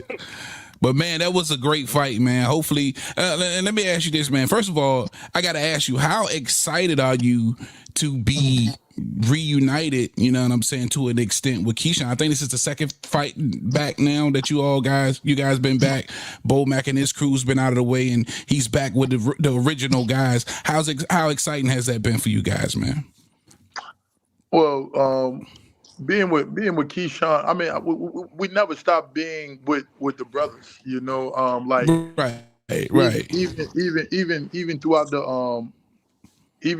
the like these when they were coming up, I was the big dog in the gym. You know, I was the national For sure. champion, and I was on the national team and all that stuff when they coming up. So they was still 7, 8, 9, 10. When I was doing my thing. So it's like it was always that big brother, little brother relationship with them. So even if I never got in a corner, I will still be their biggest supporters. You know, like For sure. that was something that they came to me about, and it was never me, you know, auditioning or anything like that. You know, they just saw, because when they came to the gym, because whenever they come in town, even with Bomac, they would train in my gym.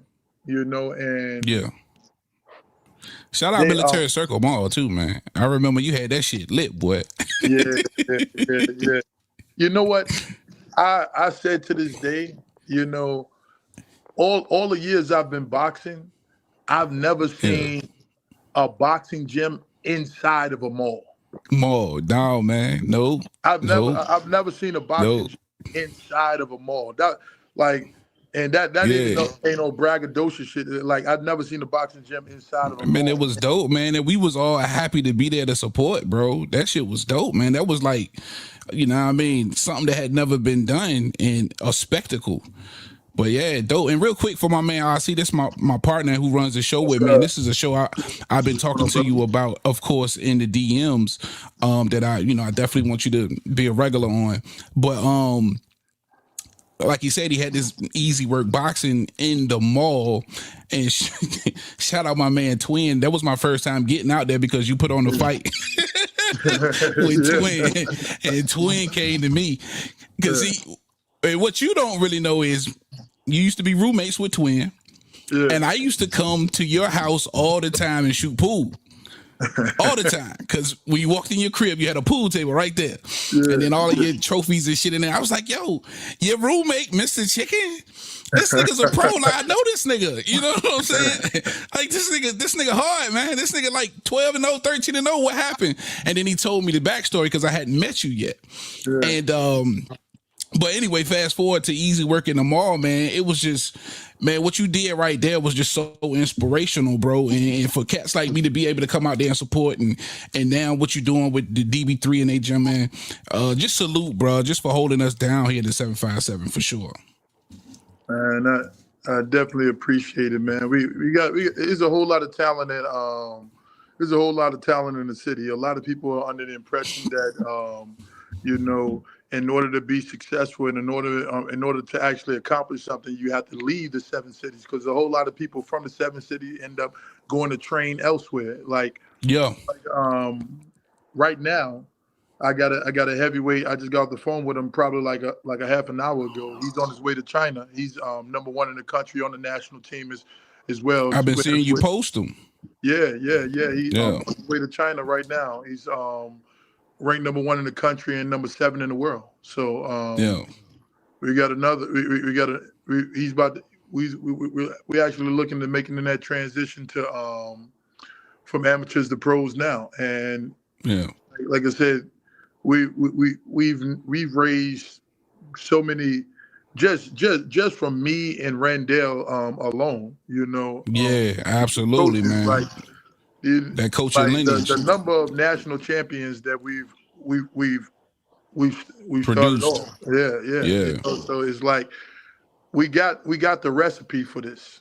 We got the recipe for this. And like I said, it don't matter where you groom. If you actually know boxing, if you actually adopted the the lifestyle and took in the knowledge at the same time, then you can convey. You have the ability to produce these type of things, because a lot of people don't know. Like I've been in camps with everybody. You know, like I've been long before Yeah. Sean, Deontay Wilder, Anthony Joshua, Klitschko, All them. Daniel Dubois. Um, like I've been in like 8 Tyson Fury camps, 8 Deontay Wilder camps, King Kong, Big Baby. I've been in there with everybody, but the difference is when I go there, because you're really a lot of times they hire me as a sparring partner. Right. I'm only obligated to just be there on sparring days, but I will participate in every camp. I would get it. I would get in shape, and I will see how these camps are ran.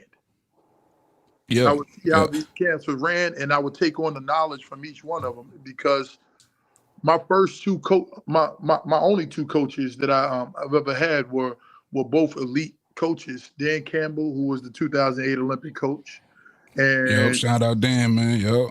And Gary Russell Sr.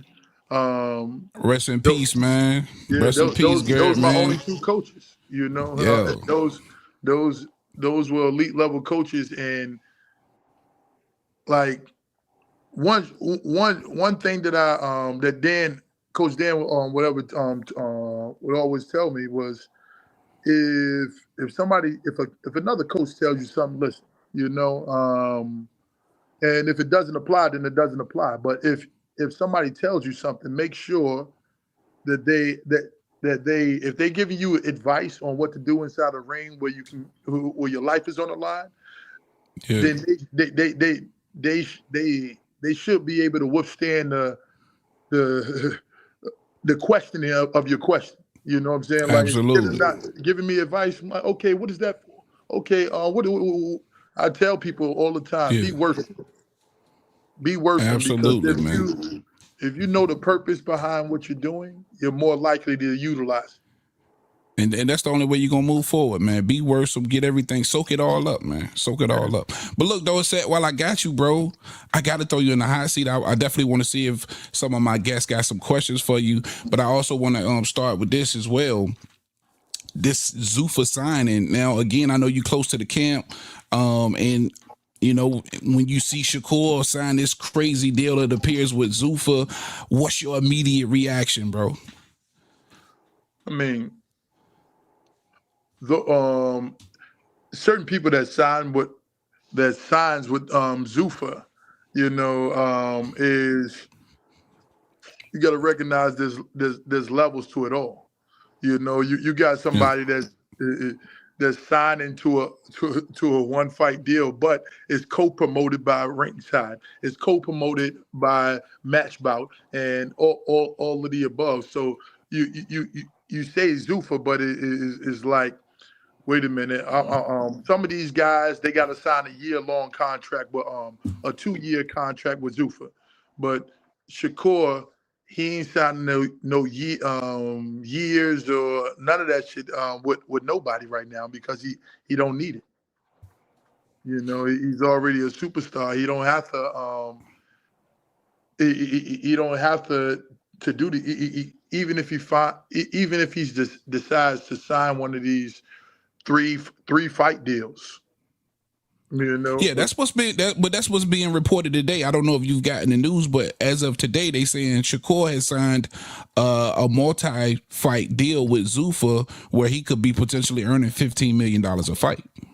That's what I'm saying. If you Zuffa is like Matchbout and PBC was at the very beginning.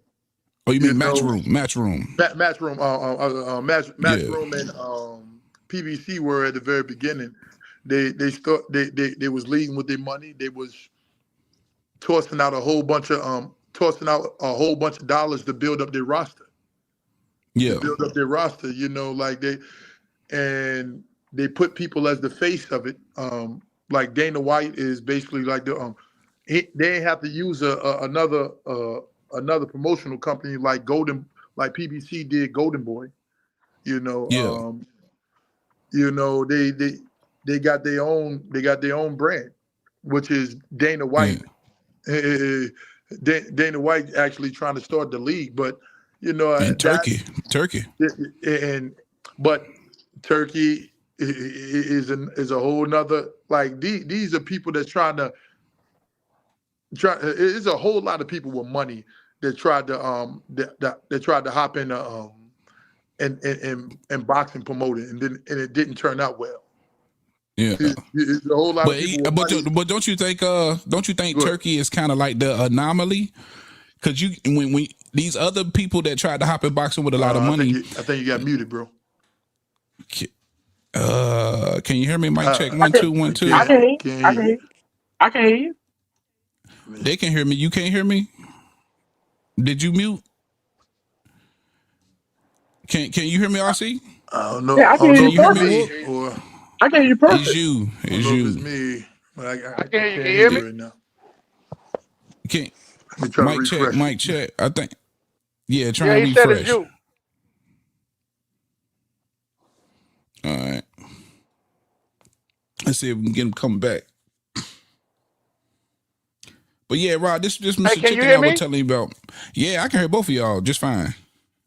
All right, let's see. We're gonna bring him back to the stage, see if his audio's good. Can you hear me now, bro? Yeah, because I got some questions. I can hear you now. Hey, I'm gonna get to y'all. I'm gonna let you ask some questions when you get there. Yeah.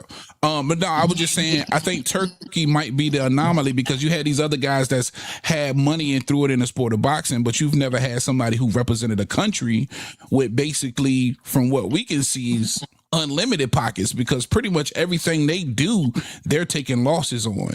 So to have something, somebody like a Turkey who's just interested in the sport, with basically what appears to be a limitless pocketbook, that's a little bit of a difference, right? Right, Dorset? I mean, look, I remember I was training in California for a little while with a dude named Michael King, who was a multi-billionaire, and he was just throwing money away, and he was just trying to take football players and basketball players that didn't make it out of high school. I mean, make it out of college, and turn them into the next heavyweight champions. Some of them actually turned out, actually did some things. Charles Martin, he was down there. Gerald Washington, he was down there. Dominique Brazil, he was down there. There's quite a few dudes that became contenders in the heavyweight division. But Joe Hanks, he was down there.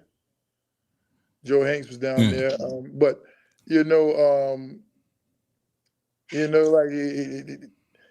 if you got, it didn't pan out though. Is that what you're saying? It didn't pan out. He threw a lot of money at it. Yeah. Like, what's the name? Michael King at that time. I think prior to he used to be one of the biggest sponsors for USA Boxing. He was giving like $80 million a year to USA Boxing. Yeah. So, oh wow, I didn't know that. Yeah, it used to be. That's when we was coming up, they used to get paid top dollars. That's why a whole lot of these tournaments are open tournaments now. These national tournaments are open national tournaments. So now a lot of the best fighters, if you ain't the best fighters that can afford to go from this state to this state to this state to this state, because it used to be if you win the states, you go to the regionals. You win the regionals, you go to the nationals, and if you go going to the nationals, they'll fly you out to these nationals. They'll put you up in a hotel at these nationals. But that's how it used to be when they had the funding and all that for it. But now you got all of these open national tournaments. Okay, word. It lost a lot of big sponsors like Michael King. Yeah, but yeah. So when you think of Shakur going to Zuffa though, and the whole cross the street situation and fighting for a Zuffa belt. You saw that they stripped Opataya of his IBF belt because it was on the line with the Zuffa belt, and IBF felt disrespected. And now you have a two-time lineal, now a current lineal holder with the WBO. How do they react? What do you see moving forward with Shakur as far as being able to defend his title and potentially fighting for a Zuffa belt? I mean, we got to wait to see how that plans out, because if anything, it wouldn't make sense for them to they know the Zuffa belt is not big enough for Shakur for Shakur alone. You know what I'm saying? Like I mean, the Zuffa belt alone is like it got to be. They got to try to slide themselves in there with like how the ring belt goes along. Is like, okay, we just putting that up there. Anytime that a ring representative, they fighting for a belt. You know, like ring. Oh, so not a championship belt, but just like a trophy belt. Yeah, you know what I'm saying? Like anytime that one of the ring magazine representatives, you know, fight for they get a belt. They fight a 12-round fight, they get a belt. You know what I'm saying? So it's like it's always up on the top, but they get the rest of those belts as well. I don't see a whole bunch of if Zuffa is trying to get everybody to relinquish their other belts, and like I don't see that happening. And you know, that's what they said from the beginning, man. From the beginning, they came out and they was completely blatantly honest with us. They said they didn't want to recognize any sanctioning bodies, and then Dana later on came out and said, listen, I'm making everybody offers to fight with Zuffa, bottom line. So he's been transparent with what he's trying to do. He doesn't want to work with the sanctioning bodies. They even said that in Washington, D.C. at that conference. Does he have the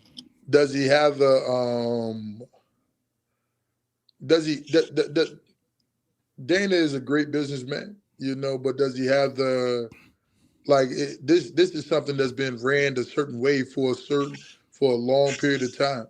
And you know, a lot of people tried to throw the monkey wrench in there, and I mean, like at the end of the day, is like, are we gonna just let Dana come run it, take over? And that's what I was trying to convey with you with super important signings. Like when you can sign somebody like a Shakur Stevenson to Zuffa, I think that helps them on their quest. Well, they can sign them to, like I said, a multi-fight deal. That could be just 2 fights. Yeah. And it will be on the stage of the zone. And it will be on the and it would be co-promoted by Matchroom, like all. It probably it could be from another Zuffa fighter, you know, or Richard Hitchison or something like that. It's too. I don't know, man. I just hope Shakur they read that contract real good. Listen, Top Rank just signed with the Zone. With the Zone, yeah. Yeah, Top Rank just signed with the Zone, and all of these, I think we're at a place right now where all of the across the street shit is slowly starting to deteriorate. You know, and even with the presence of Zuffa now, because you got to think now, they haven't successfully worked with another promotional company yet that I can think of. Everything's been in house with Zuffa. Right now, they just showing up at big fights, showing face. Right now, that's all they're doing is just showing up at big fights, showing face.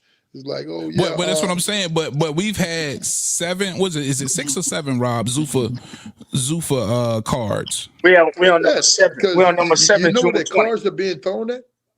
Right. Yes, I live. Inside, Yeah. I live. UFC, I live 20 buildings. minutes. I live 20 minutes from there. Yeah, he's in Vegas. Right off. He's Right in off Vegas. of Yeah. Right off the Yeah, 215. The 215 in Jones. these cars are being thrown In the basement. A yeah, warehouse. you know, like the same place that we were training to get ready for the fight. That like after a while we couldn't go in there because they was having shows in there. I'm like, Yeah. The space wasn't as big as my gym inside the mall. No, yeah. Thank you. I've been saying that for months. But what I'm trying to convey here is the fact that Zuffa has now had 6, about to be 7 cards where they have not worked with any other promotional company. They haven't. They haven't worked with any other promotion. These have been all Zuffa cars. So what's going to now signing Shakur? Something's going to like change all of a sudden? No, Shakur is not going to fight in that damn basement. I'm like, you know that. Oh, well, no, for sure. Shakur is not going to fight in that damn. The thing about it is a lot of because they was putting out so much money just to get the contracts, just to get the fighters. They couldn't do that and then put out another $1 million for the arena, and then like all of the we haven't even established whether or not Zuffa has a network deal with the Zone. So it's one thing if you're getting the network. Paramount. They with Paramount. Well, exactly. So they ain't even. I'm talking about they're not even getting that network money because this is a newly established brand where they're not even getting the views. Nobody even knows when the next Zuffa card is being thrown. Everybody every other week we're seeing that we saw that Usaf posted a sign with them. We saw that Hitchens. We saw that we keep on hearing about this new person signed with Zuffa, but like until I see them actually fighting and saying on a Zuffa card, I'm like I gotta. Well, you know, Richardson Hitchens came out and said he's with Zuffa. Edgar Berlanga has come out and said he's signed with Zuffa. Like these guys are really with Zuffa. But I want to see how they're going to actually do this. The production. Yeah. I want to see what's really going to happen in this situation where they're taking these fighters and what are you going to do with them? Because a whole lot of people wasted their prime careers in the building stages of the Zone, the building stages of it. Like that's basically like the home of boxing right now, home of streaming, the Zone for sure. Sports right now, the Zone. But they had to go through a Zuffa phase as well. They at the very beginning, it was quite a few boxers that got signed with the Zone because they was cutting with Matchroom. Because they was cutting those big checks at the very beginning, and they won't get in the big fights. Yeah, it wasn't until like Anthony Joshua came around. Yeah, Anthony Joshua came around and they basically started to put on for like the heavyweights. That really got the movement going for Eddie and them. When you were doing the comparison with Anthony Joshua and Deontay Wilder, that's really when they really start booming like that. But like people like Demetrius Andre, like a large part of his prime went to the building of Zuffa for Matchroom. Of Matchroom. Matchroom in the zone. That's true. But see here we fast forward 8-10 years later, they're a thriving business, and you said it yourself. You even called them. That's pretty much the home of boxing. We could be seeing the same thing with Zuffa, right? It might not work exactly how it worked for Matchroom in the zone, but you know. PBC is still around. People say the same thing about the PBC when they first came around, you know. But you fast forward, 15 years, 20 years later, they're here, right? Or what was that, 2015? So 10, 11 years later. See, the difference is between the two of those that you just named. Both of them were strategically done based on the time and the movement. Like Mayweather was like the last big pay-per-view star, you know, right? And then PVC took it from cable TV to regular TV. Where you actually can watch championship fights for free. Yeah, for sure. You know, and that became, wait a minute, and then they saw the future. Eddie saw the future with screaming, and really what put him on the top, aside from the heavyweights that he started to develop over there in the UK, was also like COVID and stuff like that, where screaming devices became like the go-to. Yeah. You had to. That just sped up that process. Yeah. That just sped up that process, so it was more logical because they saw HBO, they saw Showtime, and all of them leaving the boxing area. So it was like, it's nowhere else to show these fights. There's nowhere else to show these fights. What exactly is Zuffa going to be doing that's different? Humble beginnings for all of them. Beginnings for all of them. I just want to know. I don't know what they're going to be doing different, but when you're signing talent like Shakur Stevenson, that's going to raise some damn eyebrows. Oh yeah, it's going to be some. I know I'm. If Shakur fighting on Zuffa, guess what? I'm watching. You know what I'm saying? And even shout out Keyshawn. You know how close to him and Shakur is. They're brothers. You know, that could be something that he's like intrigued by. Like, what is my brother over here doing? Oh, this kind of makes sense. You know what I'm saying? I'm just keeping it a bean. If my brother going somewhere getting $15 million to fight, I'm gonna be like, bro, what's going on over there, bro? What we got going on over here? You know? And sometimes that shit can just snowball, man. And you fuck around, you got a whole nother situation. The rules at Zuffa. You're talking about two people that love a crowd. They love to perform. Yeah. These are performers who love to be out in front of 20,000 people just to whoop ass. For sure. But you know they're gonna make sure that they get those. There's no way you sign Shakur Stevenson and stick him in the basement. You know it's what not I'm saying? the basement, it's a warehouse. Or whatever the hell it is. You're not gonna stick. Shakur's never gonna step foot in that shit. Hold on. I personally went to see John Opataya in the warehouse. That's when we out in Vegas. That's where we have our camps at. Where they had a fight at. Hold on. I went to see John Opataya in that warehouse. Opataya is no Shakur. Opataya ain't never did 20,000 in New York. Opataya ain't never did 10,000 at the Scope. These motherfuckers ain't no Jai Opataya. Yeah. That was a joke. 10,000 against Lamos. Lamos, nobody in Norfolk knew who the hell Lamos was. And we didn't didn't care.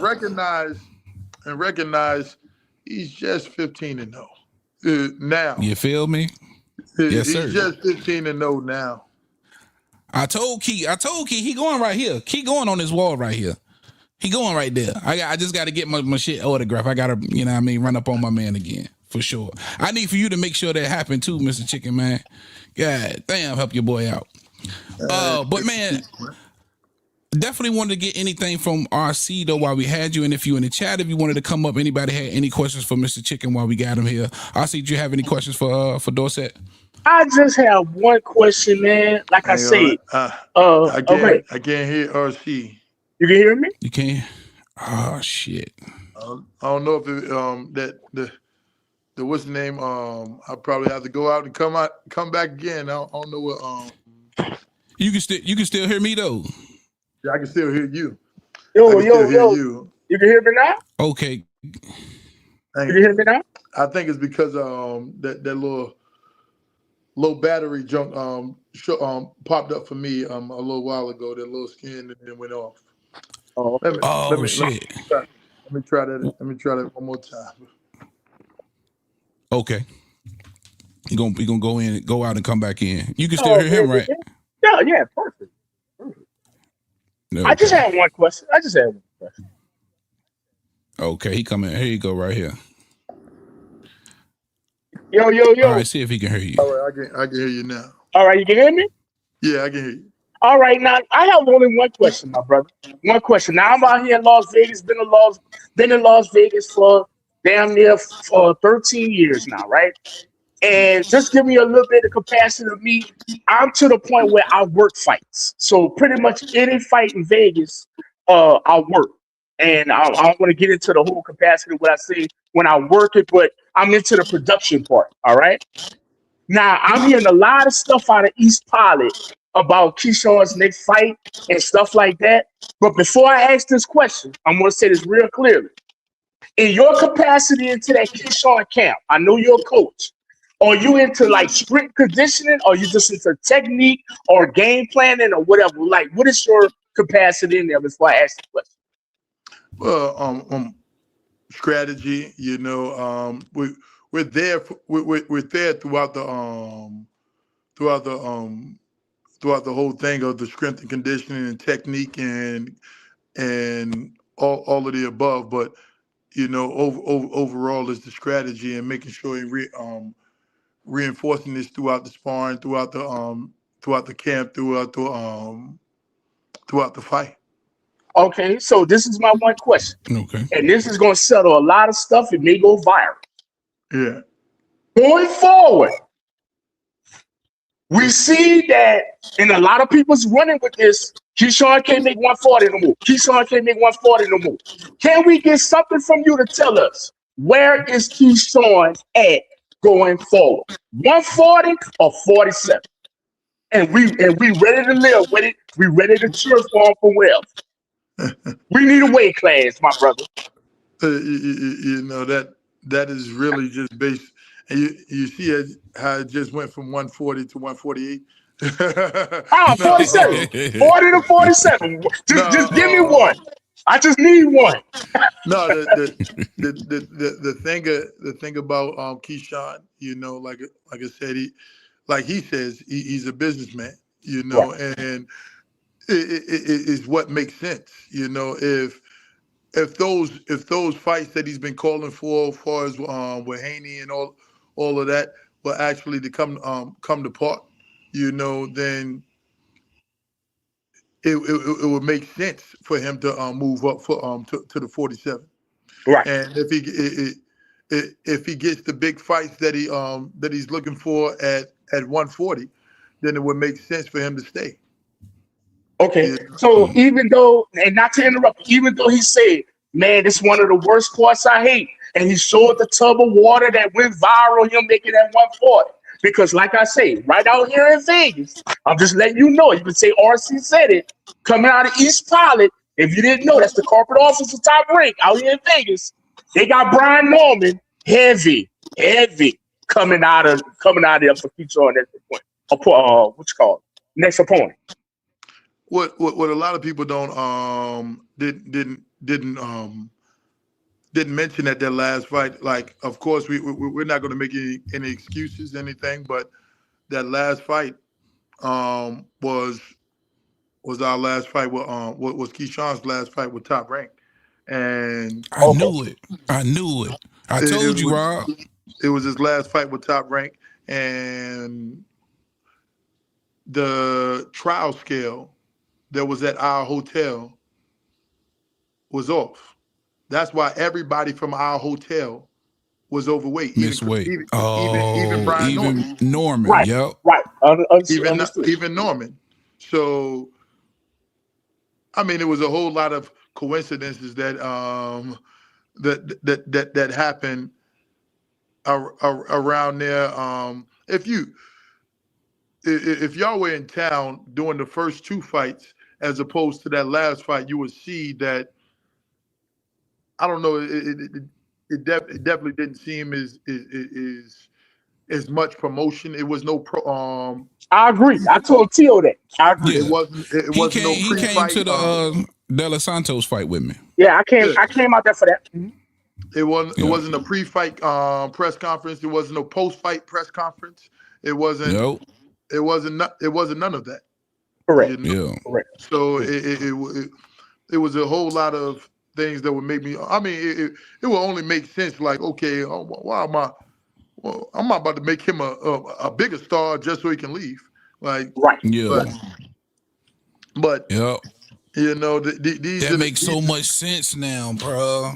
That makes so much fucking sense. But I was telling Rob, I said, man, Keyshawn, he about to be done with. I thought it was gonna be the end of this year. Yeah, remember, I thought he said had it was one gonna more. be the end of this year. Yeah, I thought he had one more fight. I didn't know that this was the very last fight. That was the last fight with Top Rank. Okay. And like I said, thank you so much, sir, for giving clarity. And like I said, everybody about to get it now because nobody knew that.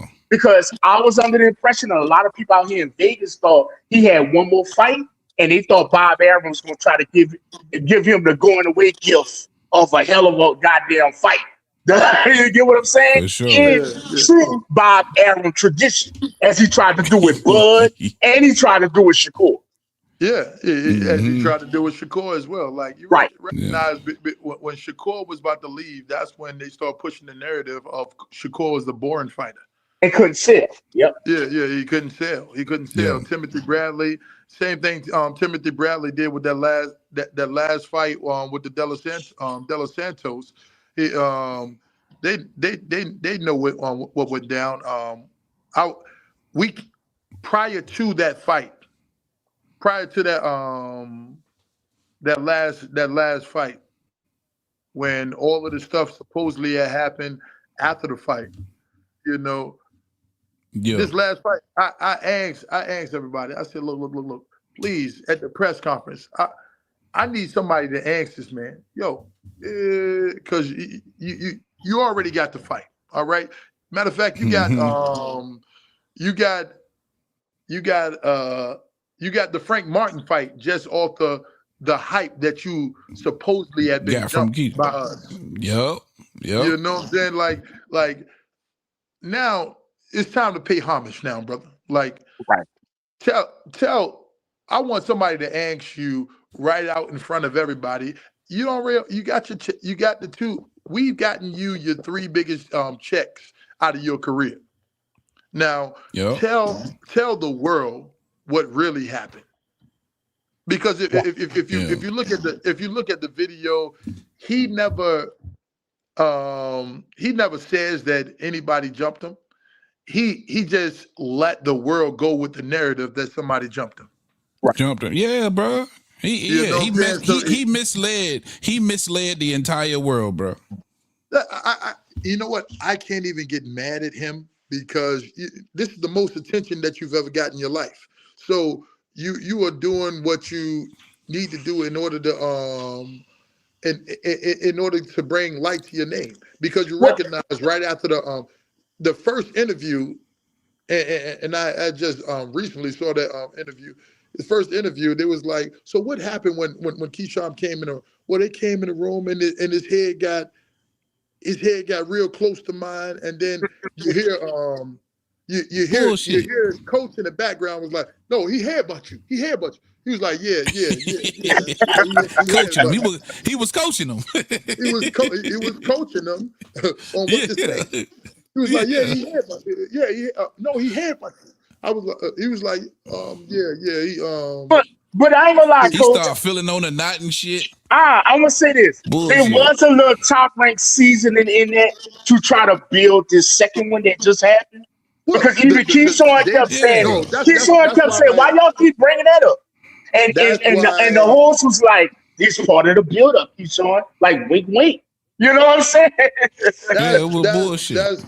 that's why we knew like Keyshawn. That's why Keyshawn had said at the while the media was asking for. He was like, "Look, I wasn't asking for this fight.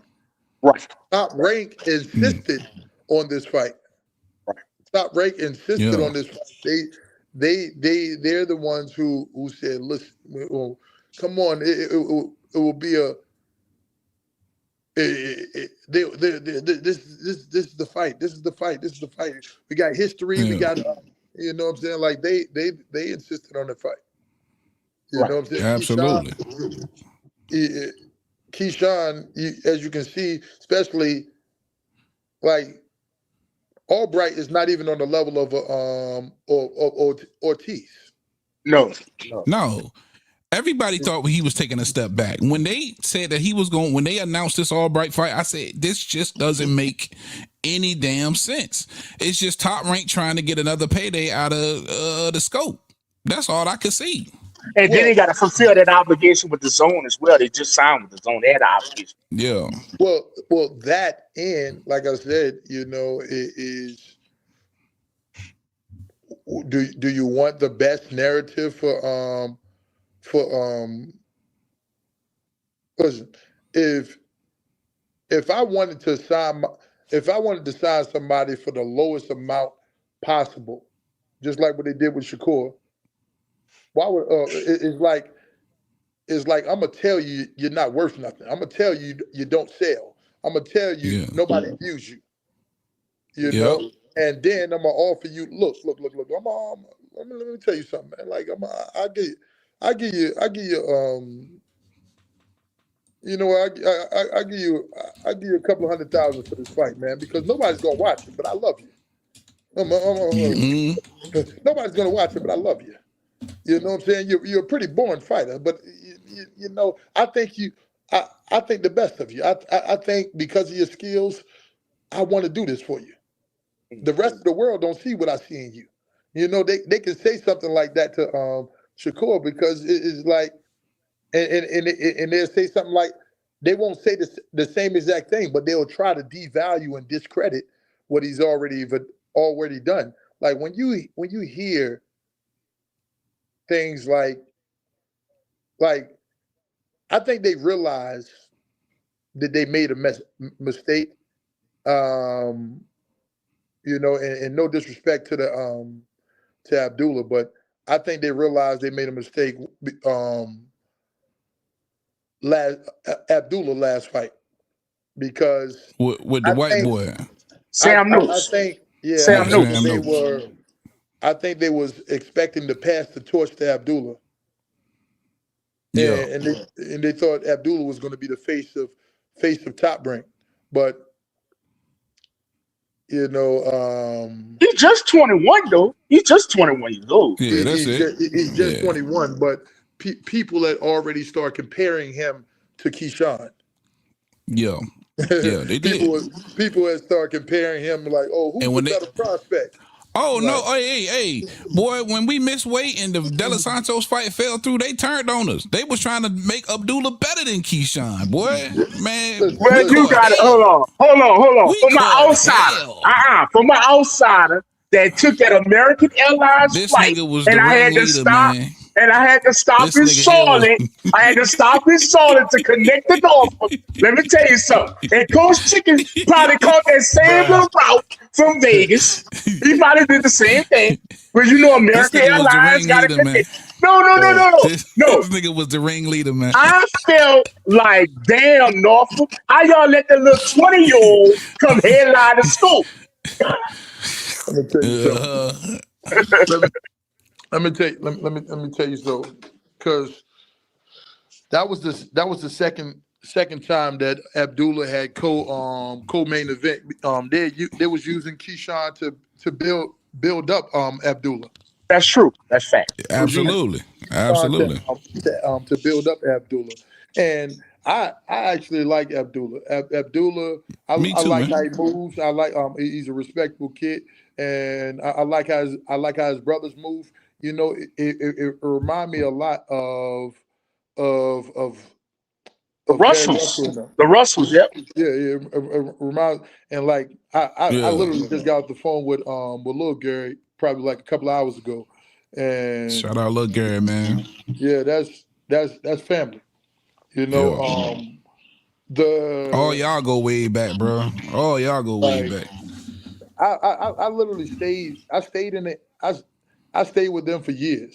I stayed with them in their house. Like my son' middle name is Gary. Yeah, I was about to say, I remember this was years ago. I read an article on you where you said that you kind of looked up to Gary Sr. like your pops. Yeah, that man was definitely a father. I told I remember when I first came up there. It was, and I said this at a I think it was at their 50th his 50th birthday or something like that. And I said, Yeah.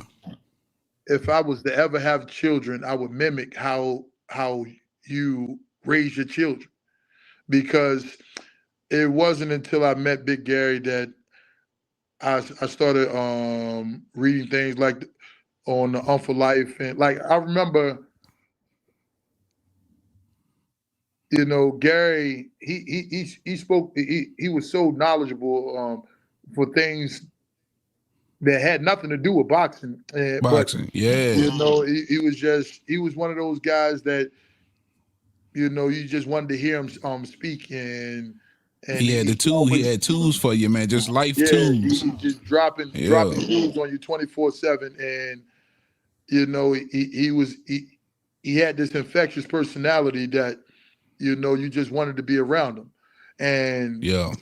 but he was like his kids. It was like he had that dog in him, that kill switch. For You know, sure. like you know, and it was.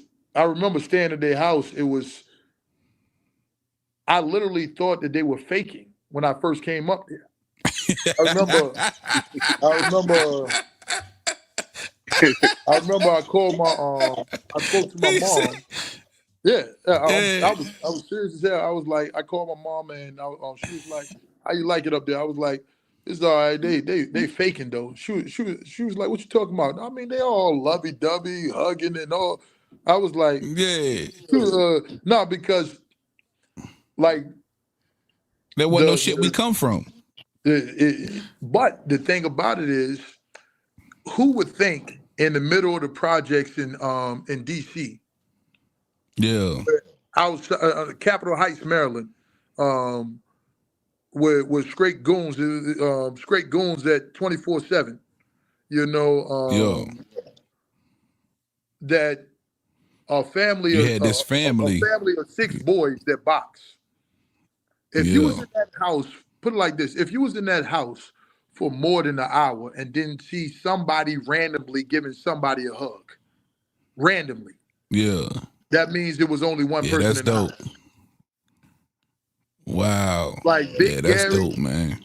Big Gary raised those boys to be a unit, and like I remember he was the first person to take me hunting. He was the first person to take me to a gun range. Yeah. Um, He taught them boys he, survival skills, man. You yeah, see yeah, Lil no, Gary on live. Lil Gary be on live fucking skinning deers and shit. yeah, yeah. Yeah. That like he took. Look, I remember he and I was like 15 when he first asked me this shit. It was like he was like because Coach Dan introduced me to Big Gary. Um, and I remember when I first went up there when Coach Dan moved to Colorado um, for the Olympic team. I started going up there to DC to train with Big Gary before tournaments. And I remember he asked me, he said, "Listen, if white people was to take away everything from you, how would you survive?" Word. And Real shit. And I didn't know what the hell he was talking about. And then he started like, I remember Yeah. Twan at that time, he had to be about 10 years old, and he in the kitchen taking a gun apart, cleaning it, and then putting it back together. And when I talk about, gosh, oh matter, like when I say it's two people. It's two people I know in boxing. They had the meanest fucking gun collection, and Lil Gary is one of them. yeah. Lil Gary, and don't like Lil Gary was qualified to go to the Olympics for marksman. Damn, He was qualified I to ain't go know to that. the Olympics for Fun doing fact. the obstacles and behind the all of that shit. Yeah, damn, Like, Lil that's Gary crazy. is sufficient with that shit. Word. Sufficient Fun facts. Fun with that facts. shit. That can hit a rabbit like 50 yards out. Why they running? Matter. Why they running on the move? Why A they moving running? target. Oh yeah, that's nasty work. You know, a rabbit. Yeah. You know what I'm Survival saying? skills, man. That's what Big Gary was putting in them boys, though, man. Real life survivor skills. If the apocalypse happened tomorrow, my boy's gonna be all right. Yeah. But yeah, man, that's dope, though, man. You know who else had a crazy ass gun collection? Wilder. Deontay, where crazy. Yeah, but see, I I'm seen him on some clips like riding ATVs and out there on some nature shit too. So, but he's from Alabama. He a country nigga too. Yeah, he a country nigga from Alabama. But Deontay, he got to be one of the coolest dudes. Like that's my bro. That's my bro for life, man. Wilder, for sure, man. He really looked out for me. Like the first, I mean, I tell people all the time, Rio got universal appeal. You know. Yeah. People ask me all the time, you don't miss boxing? You don't miss boxing? You know, because they see my record and it's like, okay, he was 12-0. Why? 12-0, undefeated. You know, I'm like, look, everything happens for a reason, bro. You know, and you know, from boxing, I've probably been about 30, 40 countries, and I got lifelong friends. I've learned knowledge that I would never. I'll be able to pass down from generation to generation, and for sure. Like, so, if boxing never do anything for me again, I'm already grateful. Absolutely, man. Absolutely, that's how I bro. look at it. I can only imagine, man, because I remember when I used to come over to your house all the time, I used to be like, well, where this nigga at, man? It's like you live here by yourself. And he was like, nah, man, he's sparring, man. He over there with Wilder, man. He over there, what was the big Russian white boy? Povetkin. Povetkin, he over there with Povetkin. Who else? Marat Gracivia. I went with two Fury. Yeah, Klitschko. Yeah, yeah, man. You won't never home, man. This nigga stay sparring. That's all right. Because I was in your refrigerator playing pool, man, chilling, entertaining bitches. That nigga Twin terrible, man. Shout out Twin, but that nigga terrible with the bread, man. That nigga OB buddy. I'm gonna leave that alone too. But hey, I gotta get up out of here, man. We gotta wrap up the show, man. Listen, you gotta understand just how grateful I am to finally get you on the show. Of course, you know I'm always, you know what I mean, hitting you on the DMs, man, and checking in with you and engaging in. And if you give out your socials so people will know, man, so they can engage with those conversations we be having. You can find me online at Dorset Barnwell, Mr. Chicken. You know, just Google Dorset Barnwell, man, and follow me on the social media. I'm on. Get to know it. Oh, I got one more question for you before I let you go, and this is extremely important. I meant to ask you this a long ass time ago. I still don't know to this day. And I think I asked somebody close to y'all camp. I can't remember who it was, and they didn't even know. How did you get the nickname Mr. Chicken? I think we about to get some Roy Jones shit now. Let's be quiet now. Let's chill out with that. We online. We know how y'all get down in Virginia. Come on now. But it was a combination of two things, you know. One, you know, in the streets, you know, it was, you know, chicken was another form of street vernacular for money. You For know, bread, yeah. Yeah, so it was like, man, you need to get that chicken up. And so it was like, Mr. Chicken was the Mr. Chicken. But I remember it was a sparring session. In fact, it was a sparring session with what's the dude, Slug, Jerry Force. Okay. And I had already had the name, but I came over there to spar with him, and I remember I had left my headgear or something like that inside the car. It was like oh, don't chicken up or something like that. I was like, wait. From now on, you call me Mr. Chicken, nigga. Okay, and right. I'm about to lay some crispy combos on your ass. And there you go. and and it kind of just stuck, huh? Yeah. Like I said, I had to use the crispy combos at the press conferences and stuff like that because the things that I was doing in the street, it wasn't marketable. No doubt, man. I appreciate that, man. Thank you again, man. And again, listen, what I was telling you about in the DMs, man, this is the platform.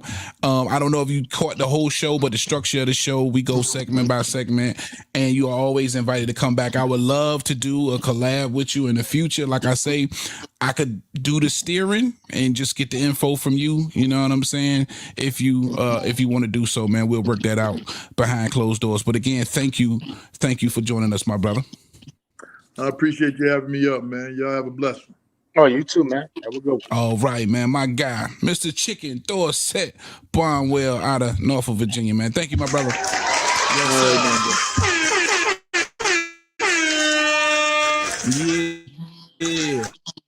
Yeah. Super dope, man.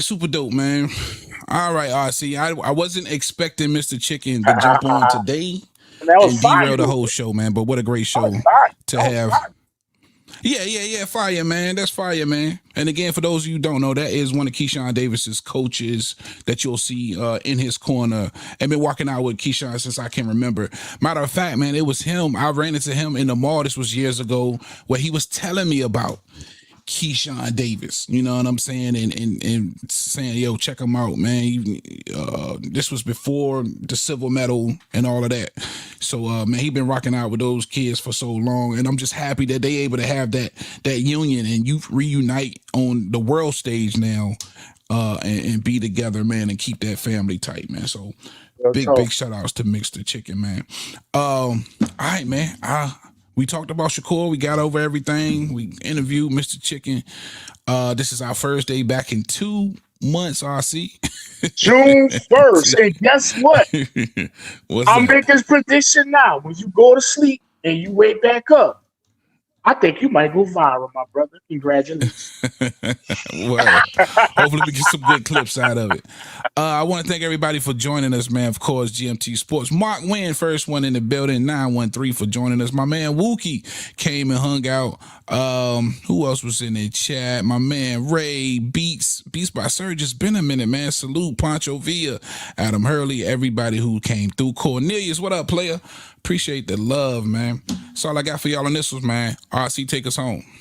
Man, we out, man. Like I said, we back for the first time in 2 months. It is June 1st. Well, 2nd if you're on the East Coast.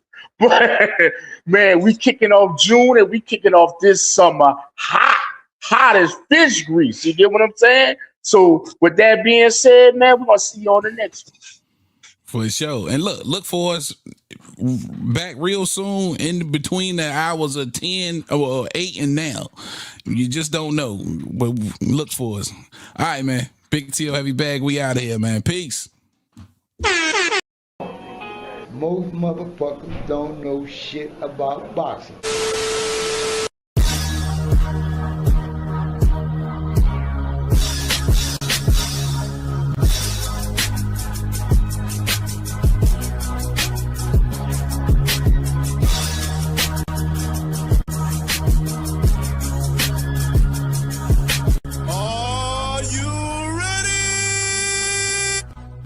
Shout out to Heavy Bag Boxing. It's the one and only Blazer Flair. Woo! What's up, everyone? It's Nico Ali Walsh. I'm here with Heavy Boxing TV. That's the spot. Yo, what's up? It's your boy Zach, Super Juices out here in the world. I'm giving a big shout out to my home team, Heavy Bag TV. You heard? Keep it live. This is Showtime Sean Porter, and you are watching Heavy Bag Boxing. What's up, man? It's the amazing Keyshawn Davis. Shouts out Heavy Bag Boxing TV, man. Y'all lit out here. Keep doing y'all thing. Teach a man how to squabble.